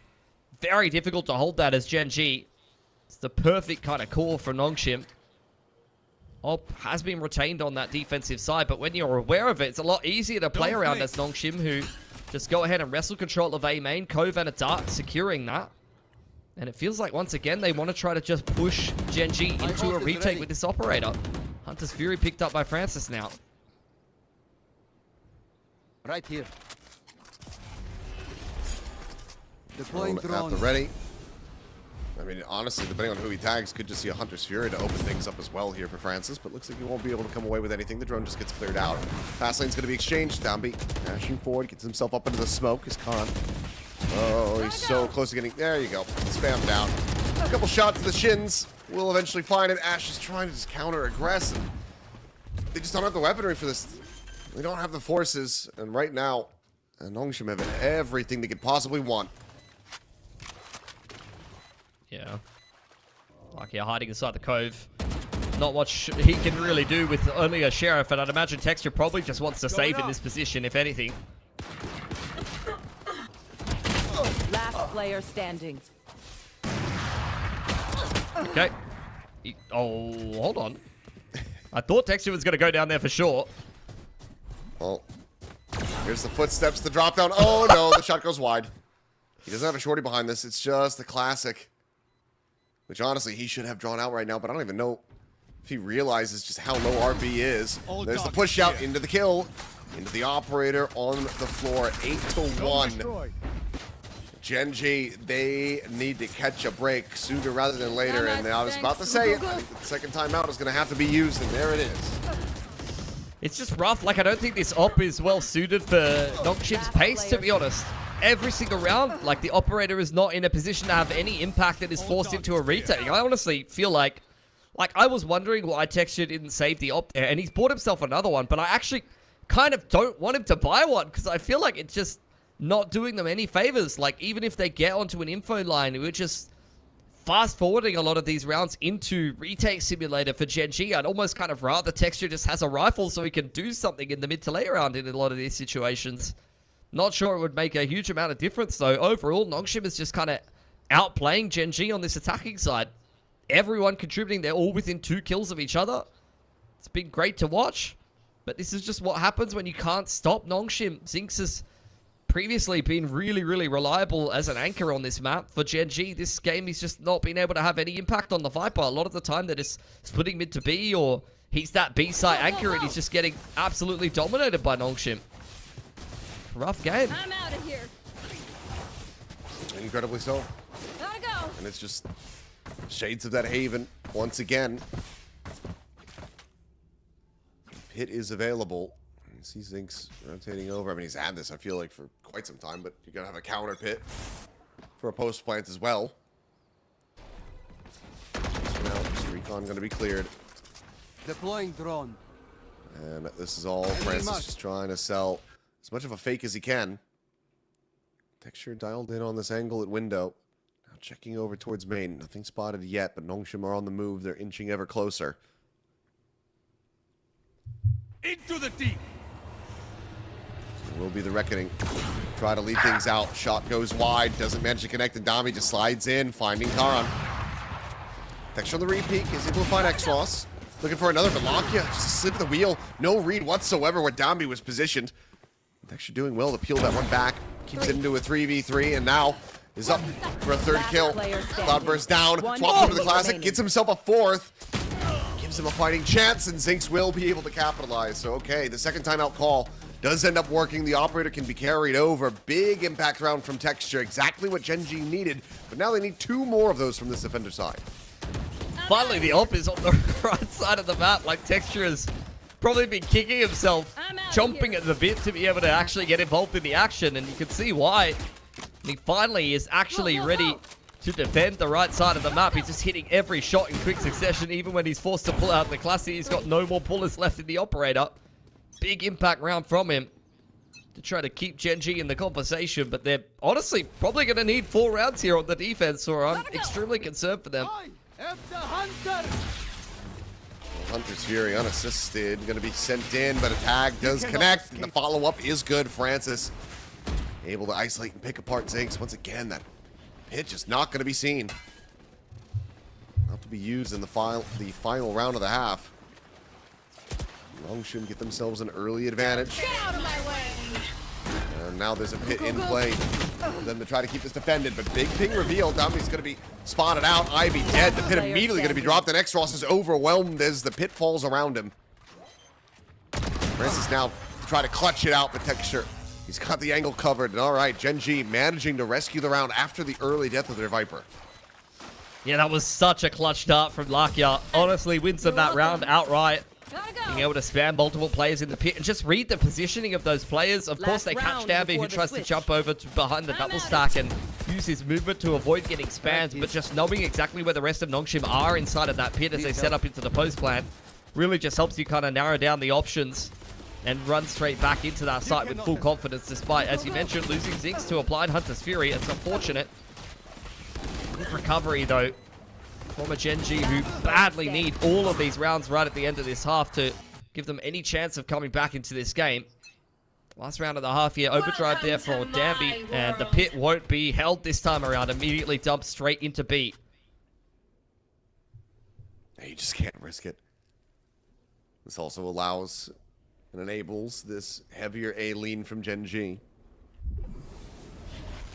Still a chance that you could try to just push up into mid, circumnavigate the pit into the B site, but Ash, spot him out on the jiggle peak. Minor damage going to be suffered. Manages to jump away.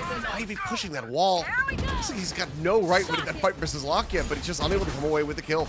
Run it back now, going to be popped. X-Raw storming his way forward onto the side. Ends up getting blinded up. The paranoia connecting, but RB and Francis are able to find kills in reply. One enemy remaining. Still 5 players strong. The backstab from Ivy ends up working a treat. And now it's all down to Zinx. What a clutch this would be, but it just feels like several bridges way too far. It's going to head to the bridge. That's at least one bridge he'll be able to cross, I guess. Well, too true. But yeah, I mean, realistically, the time is already gone here. Finds himself a second. Spot check. Danby low on HP, but it's got the flash set up, and will be able to go ahead and take him down. So 9-3 at the half. NONGSHIM REDFORCE well and truly out in front. Gen.G, I mean, they need another monster clawback into this. I mean, they're in a slightly better position than they were on Haven, but only just. Yeah, it's not a whole lot worth talking about for Gen.G. They're going to need a really, really monstrous second half. That's what makes NONGSHIM so hard to play against, though. When they get through with those first couple of rounds and start to condition you, that's when the layers come in. Like, that mid to B round is a perfect example of it, and I felt like Gen.G was just behind the 8 ball the entire half. Yeah, I mean, I think overall better impact, better calling from RB right now. He's getting every solid read, knowing what the weaker side of the map is going to be, avoiding critical things like that operator for the most part, as well as that pit. So NONGSHIM are looking very, very good. If they close out the second half pistol, it feels like they're just going to be able to run away with this and close it out 3-1. But we'll see what happens when we come back after the break. Shock it.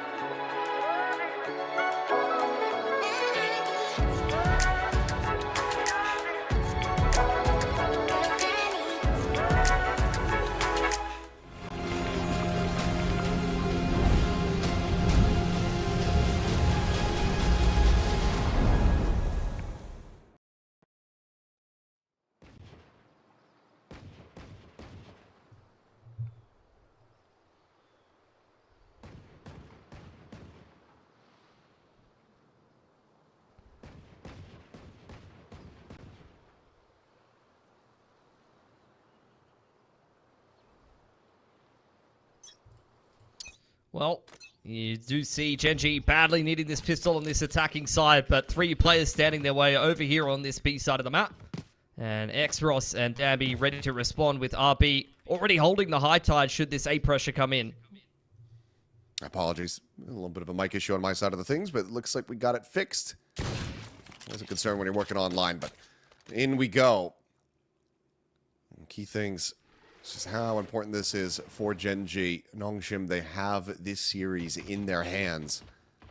Gen.G is looking to try to wrestle it away from them. This pistol is the first of many, many necessary steps.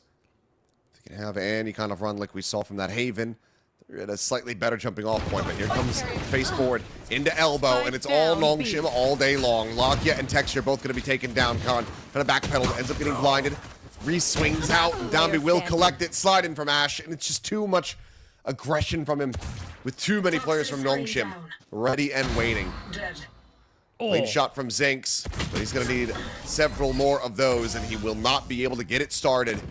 Gen.G now needing to find some of that magic they had on the previous map, get those Thrifties going, win out this eco round. Otherwise, you're going to be seeing NONGSHIM just 2 away from punching their ticket to Paris. It's going to be so bitterly disappointing for Gen.G because it looked like they had the read there. They had 2 Sheriffs primed right next to the double stack top side of elbow, and they just can't connect any of the shots. NONGSHIM come straight through elbow and roll over all of Gen.G to win that second half pistol and get themselves double digits. So now Gen.G very much under the pump.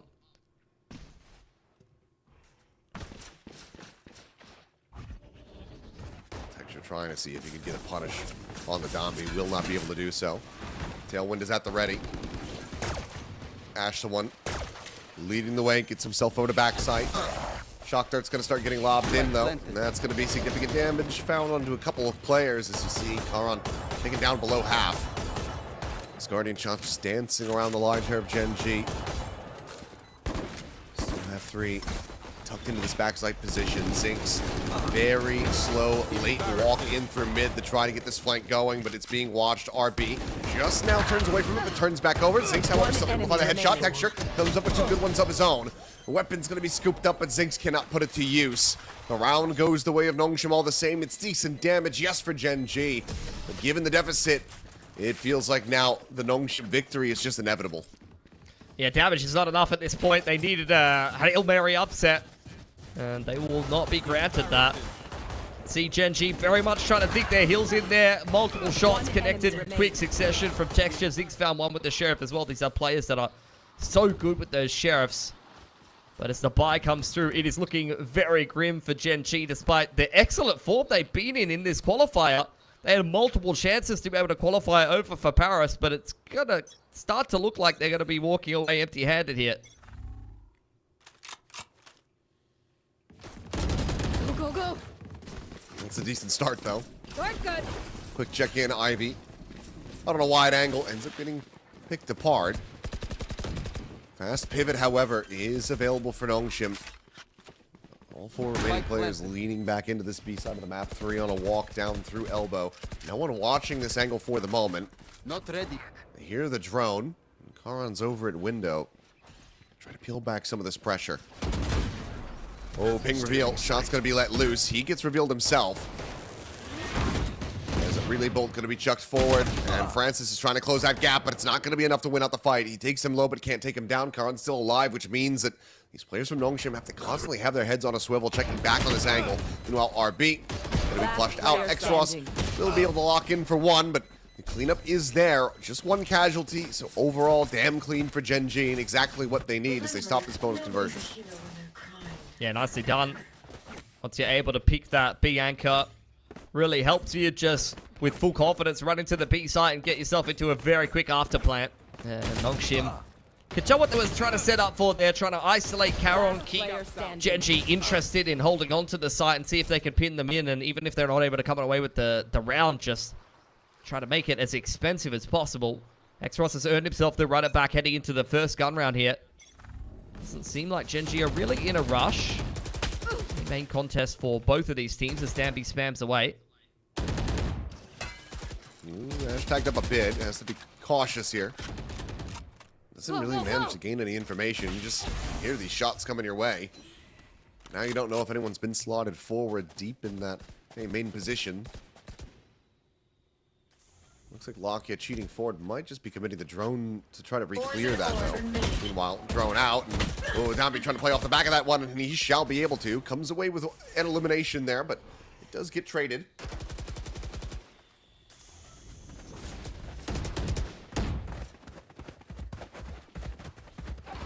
There's now Blaze Ball getting set up. Okay, I mean, it's good disrespect from Ash. He just pushes forward, he's able to find that kill. So X-Frost down. Does it give Gen.G a player advantage again? They're going to regroup back towards the B side of the map.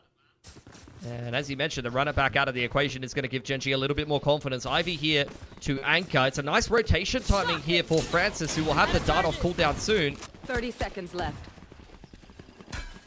Gotta go.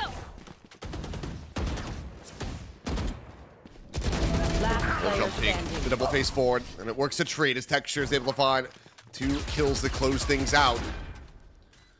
5th round victory going over to Gen.G. Hanging on by a thread, but so far still able to prevent NONGSHIM from getting up to match point. Slowly kind of chipping their way through this half. Money should be low yet again here for NONGSHIM, but those aren't necessarily rounds that you can take for granted as Gen.G. NONGSHIM have also been pretty good with the Sheriffs at picking these rounds up. Runner back is still there for X-Ross. And if Dabby gets himself even 1 kill, that'll be an overdrive ready to go. He's holding on to 2.8, so I'm assuming here that he is going to try to get the op out. Bye. Gun here.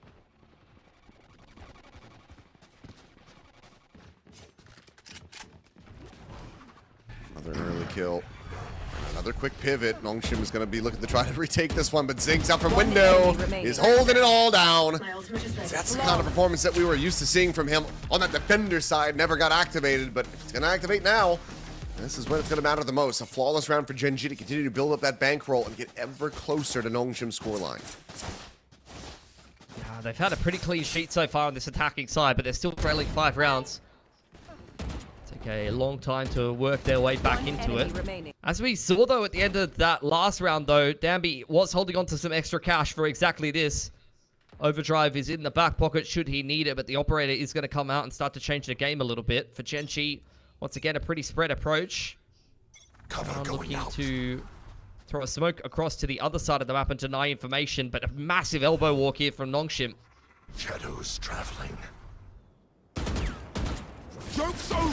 You're dead. Shots out. Flash connecting on a 1. Now the refight coming through, and it's going to be Zinx again to go crazy. Get out of my way. Last player Denies standing. the ult. The blade's going to be pulled out. Texture immediately just investing in the right click, and X-Ross will fall. One enemy Running with no weapon out. Both players now going to be caught, though, as Spike Ivy down B.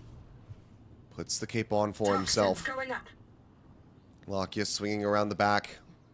Arches approach, but Ivy's going to go over behind the wall on site. Check in towards main, and Lakia's going to have a difficult time trying to assess exactly where this Viper is repositioned to. Toxin poison orb emitting. Scaling back in towards him, Lakia. He's turned away. Guns just taken out of his hands, but what a strafe, what a shot, and what a save from Lakia. That could have been Gen.G's undoing, but instead they barely managed to persevere. I mean, you were talking about a cape. I was looking at Lakia with that strafe movement. All I saw was his cape swaying back and forth there, and he's just like saved his life. Ivy, the secret player, undiscovered on the site after you've just killed 4 players in elbow. Of course, NONGSHIM has 1 more player hiding on pillar. It's just a little bit of a heart stopper there for Gen.G, who must have been so happy that that elbow fight goes well for them. It's just such an awkward exchange when you play against a team like NONGSHIM is quite happy to play these really, really heavy stack kind of rounds. Like 4 players walking down elbow with an op to boot, and you win out that fight, and there's still Viper there on the B side. It does kind of unsettle you. It feels like you're playing against a team that's unhinged, quite happy to just hold the rest of the map together with only a cove. But Gen.G passing the test yet again. 4 rounds in a row won, as NONGSHIM pull out a timeout. Does seem like they're going to be investing at least a little bit in towards this next round. They're still sitting on a bunch of these ultimates that haven't been able to find too much impact. In fact, the run it back was invested in the last and still didn't convert into a round for NONGSHIM. Surely Texture just going to buy himself another outlaw here. I mean, he's on the Phantom, so maybe not needed. But it would do a lot of work against the light armor of NONGSHIM here.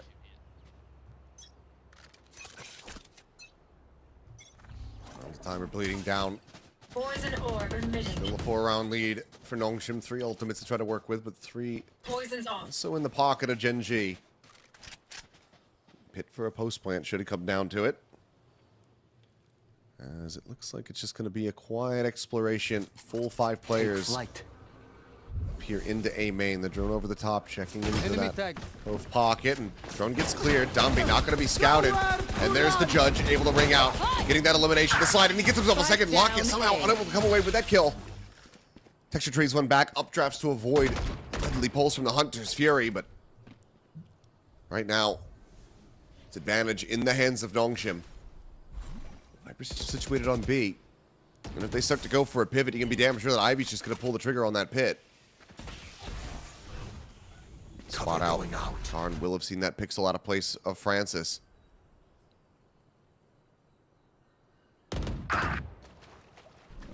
He's able to find X-Ross to start. Paranoia not going to be connecting. They have to clear this cubby, and they do. Double face forward. Zinx to come away with the elimination now. 30 seconds left. A 2v3 for NONGSHIM to try to get up to map point in the pit. Standing in their way. Swinging towards back sight, and RB none the wiser. Karin will catch him off guard, and now Ivy will have to try to clutch this out. 2 players low, but now they are made aware of his position. Winning from here should be nigh impossible.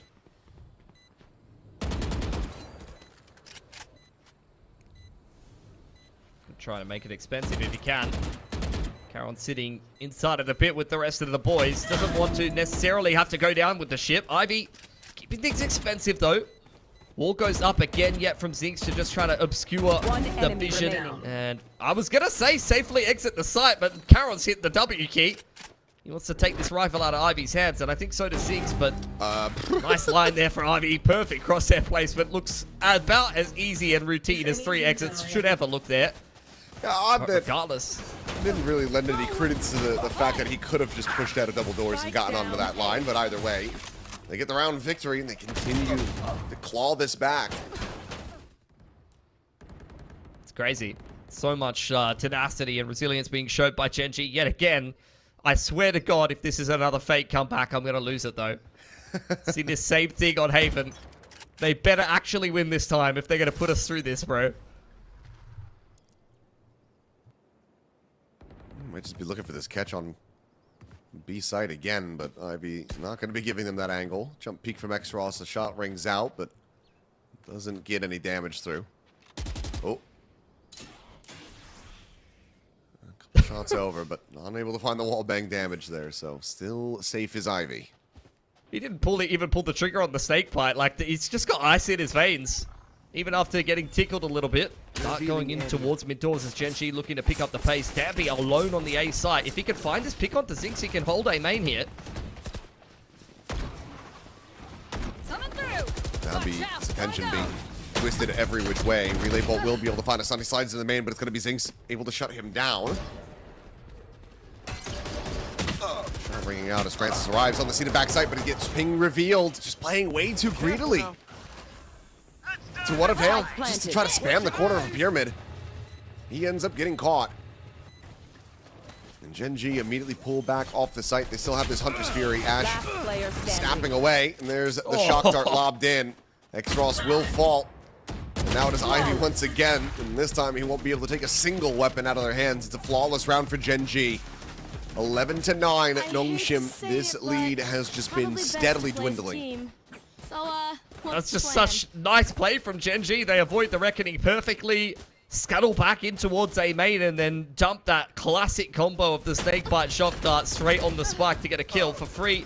And even if that didn't get the job done, they still had the Hunter's Fury left over in towards the late round as a bit of an insurance policy. Oh my lord. 6 rounds in a row. NONGSHIM broke yet again here. Ivy glass cannoning a Vandal, but the rest of NONGSHIM quite broke as Texture looking for a pick with an Outlaw. As is Ash, they got multiple Outlaws purchased up here as Gen.G. Trying to pull out all the dirty tricks they can to get this one across the line. And they've got the weapons, of course, as a backup, so we'll just be able to swap over. You can tell that Gen.G wants to re-clear some of this mid, get rid of that pressure. Fastlane's going to be sent. Now the Hunter's Fury is going to be committed, trying to find a target, but ends up being just shy of the mark for the most part. I think Francis, out of range, doesn't manage to get tagged by that, so... Oh, he hit a couple of them onto Zinx, but outside of that, yeah. Yeah. Not too much damage, just a NONGSHIM. Zinx down to 83 here, which softened up against the lighter weapons. I mean, I'm keeping an eye on what happens to Zinx this round. See the A main re-clear here for Gen.G, trying to push RB off that info line, but as it stands, they are grouping up into a stacked site here. That they are. The drone's going to go leading forward. I'm curious if they call for a late pivot, as they do put that Neon out onto the site. Left. They're going to see that things are relatively clear, but it's 30 seconds, so they're going to have to start pivoting pretty soon. But okay, there you go. Omen ulti. We'll just get that spike brought over. The plant to now come in. NONGSHIM widely being outdone here in this thrifty attempt. Planted. Yeah. Again, it's just phenomenal mid-rounding from Gen.G. Been on point. Okay, on the second shot, is able to find Francis. Knows that Neon is here behind him as well, but he's got Zinx arriving. Johnny on the spot. Go, go, go! Keeps him covered, making sure that Downbe's not going to be able to get himself an outlaw in hand. I'm out of here. Dart's now flying. X-Ross spotted, trying to scale forward. Some free fire on the box. Not going to go rewarded quite just yet, but still they're finding damage onto these players. So it should just be a matter of time. Texture, well, not quite where he wanted to end up, but it doesn't really matter. The round is still going to go their way. This Vandal just to be carried over by Ivy. Is 10 rounds achieved for Gen.G. 1 away now from tying it up. Double digits. Oh, I can kind of feel it. I think Gen.G can too. Don't give them time to reposition. Massive comeback for the second time today here. We've already seen this exact same run back being attempted by Gen.G over there on Haven. And of course, to try to just stop that momentum any way possible. The timeout does come out. I don't see who called it, but I think one of these teams wanted to slow things down. Yeah, I mean, Silken on, of course. Wanting to have a chat to the boys. Danby brings the op out yet again here. And Texture, I don't even feel like this has been anywhere near one of his better games, but as we take a look at the scoreboard here, somehow he's come up with 22 kills. I don't really remember that many of them, to be honest, but he's still fragging, man. It's been steady. I mean, he had that one round where he kind of went nuclear with the operator on the B site, but has been very much picking up the pace and just maintaining it this whole way throughout. Operator now in hand for Dambi. Still just that pit in the hands of Ivy. The run it back is going to be one charge away. There's some tools for NONGSHIM to utilize to try to finally get that 12th round win. Yeah, it's been Your really economy's going to tricky. be broken if you can't get this. 100%. That's where Gen.G is putting you under the press. Texture with the operator out. We're done playing games. Both teams bringing out the big guns as we head into double digits for both of them here. Bit more of a passive approach this time for NONGSHIM. No one really looking for an early pick. Instead, it's a bit more of Danby walking down middle and looking for a pick. Francis deals with the dart for him to try to set him up for success. Texture on the other side of this with an operator trained on double doors.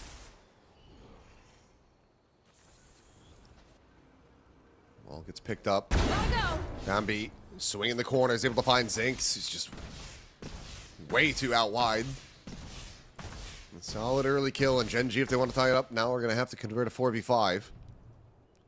Yeah. And with that kill, NONGSHIM's more than happy to just back off and give up this mid.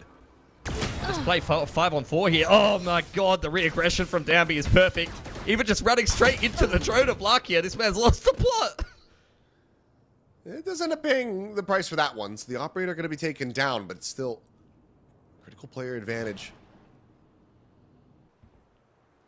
Gen.G, they're leaning in towards A. You have to suspect, yeah, it's going to be that 2-2 split, but I also suspect that Ivy's going to be playing on the B side. They know that he still has that pit, so if they start running into B, he's just going to drop that and try to make it unassailable. So instead, they slow things down, keep it quiet. 30 seconds left. Get ready to go for a very late attack into A.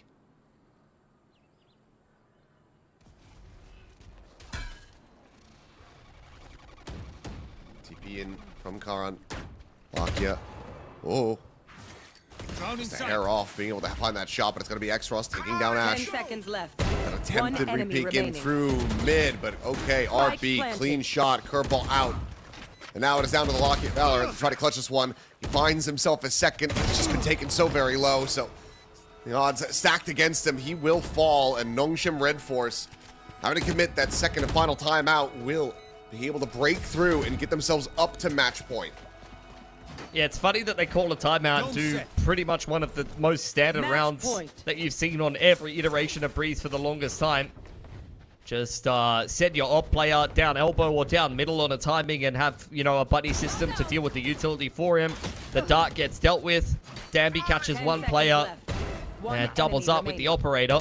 Pushing the issue a little bit too far after that, but by that point, the damage was well and truly done. And Gen.G, oh my god, it's happening again.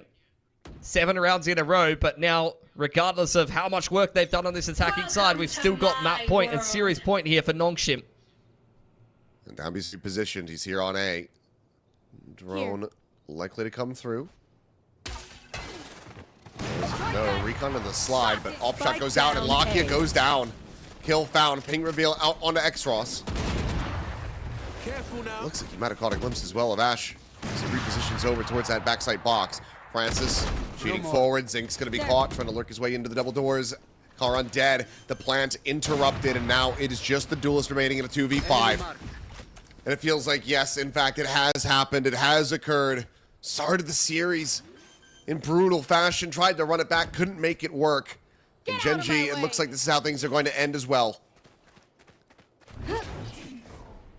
The knives popped, but look at the flank. Ivy slowly encroaching on this position in A main. No eyes, no idea about this whatsoever. As Ivy looks to be their undoing, and he not quite shall be. Will end up falling. Texture turns back with the blades. Upshot ends up whiffing. Follow-up connects. But now it's all on the shoulders of Texture. If ever there was a time for Mr. 4K to make another appearance, it would be now. Last player standing. Taken damn low. Texture drawing down the defuse. It's just going to be stuck. Texture, he's trying to fish for it, but he just doesn't have it. He's just going to stick it to completion. Defenders win. Oh, and what a way, a brutal way to close out the map. NONGSHIM REDFORCE of the back of RB, having balls of steel, will just stick to the fuse and take the win and take the team all the way to Paris. Yeah, that's rough for Gen.G. I mean, honestly, even after a disappointing Pacific season, they were in good enough form to be able to qualify to Paris this time through the EWC qualifier, coming all the way through the first phase of this qualifier and even losing out to Secret at times. They were competitive with pretty much everyone. They pushed RRQ in that upper bracket qualification to all 5 maps. Multiple fake comebacks against NONGSHIM, who unfortunately get the better of them in this lower bracket matchup, 3-1. Most of these maps somewhat winnable for Gen.G. Fracture, a pretty convincing win for them, but unfortunately, they walk home empty-handed. Despite having multiple bites of the apple, as it were, they're not quite able to get it done. And NONGSHIM, our Masters Santiago champs, they missed out on the secondary Masters event, but at least they're going to have another chance to prove that they're quite fearsome against some of this international competition over at Paris. Yeah, I think, you know, we'll also get to see what they look like going into a different patch, and I think that that's going to be an exciting prospect. I'm fully anticipating that widely the roles stay the same, and you probably just pivot, you know, Danby back to some of the classics. Haven't played the Raze, haven't played the Jet, depending on the map. But time will tell. But that is the 4th and final seed locked up for EWC over in Paris. So NONGSHIM REDFORCE, a lone Korean representative, going to be there alongside Global Esports, RRQ, and Paper Rex. Yeah, it's a pretty decent looking lineup, honestly. That's the thing about Pacific, though. You can send any combination of teams, and I really think that they're all going to do some degree of damage. Like, you know, even some of the teams that didn't quite make it, you look at your T1s or you look at KRX, and I probably could have pointed at some of those guys and be like, yeah, there would be a problem at Paris. So that's the great thing about these Pacific qualifiers is these teams cut their teeth on the very best, and you know that you're sending some pretty good competitors overseas to do some serious damage against some of the other regions. So got my eye on NONGSHIM and the rest of the boys to see just how well they're going to do over at EWC this year. Yeah, I think especially if they can find their footing with Danby moving back over to some of the older duelists and you know, be able to pivot away from the Neon in a strong way, I think that they're going to be fine. I think that this reassignment of Francis over onto the initiator role has been looking very, very solid. And X-Ross, he's cutting his teeth on, playing duelist, and he's looking very clean with it for the most part. So, a couple hiccups in there. The raise on Fracture in particular, maybe something to be workshopped a little bit more, but his Phoenix especially is looking very good for them. So I think that there is a good amount of hope for NONGSHIM as they have effectively now gotten through this identity crisis. For Gen.G, though, commiserations. This was, I think, a stronger performance than we could have anticipated, completely. After their performances in kickoff and in stage 1, it feels like they're starting to really figure things out, and they're on the cusp of that brilliance. It's just these soft starts, having these very slow beginnings to these maps, it has bit them in the rear now twice. So that's something that needs to be shored up ahead of stage 2.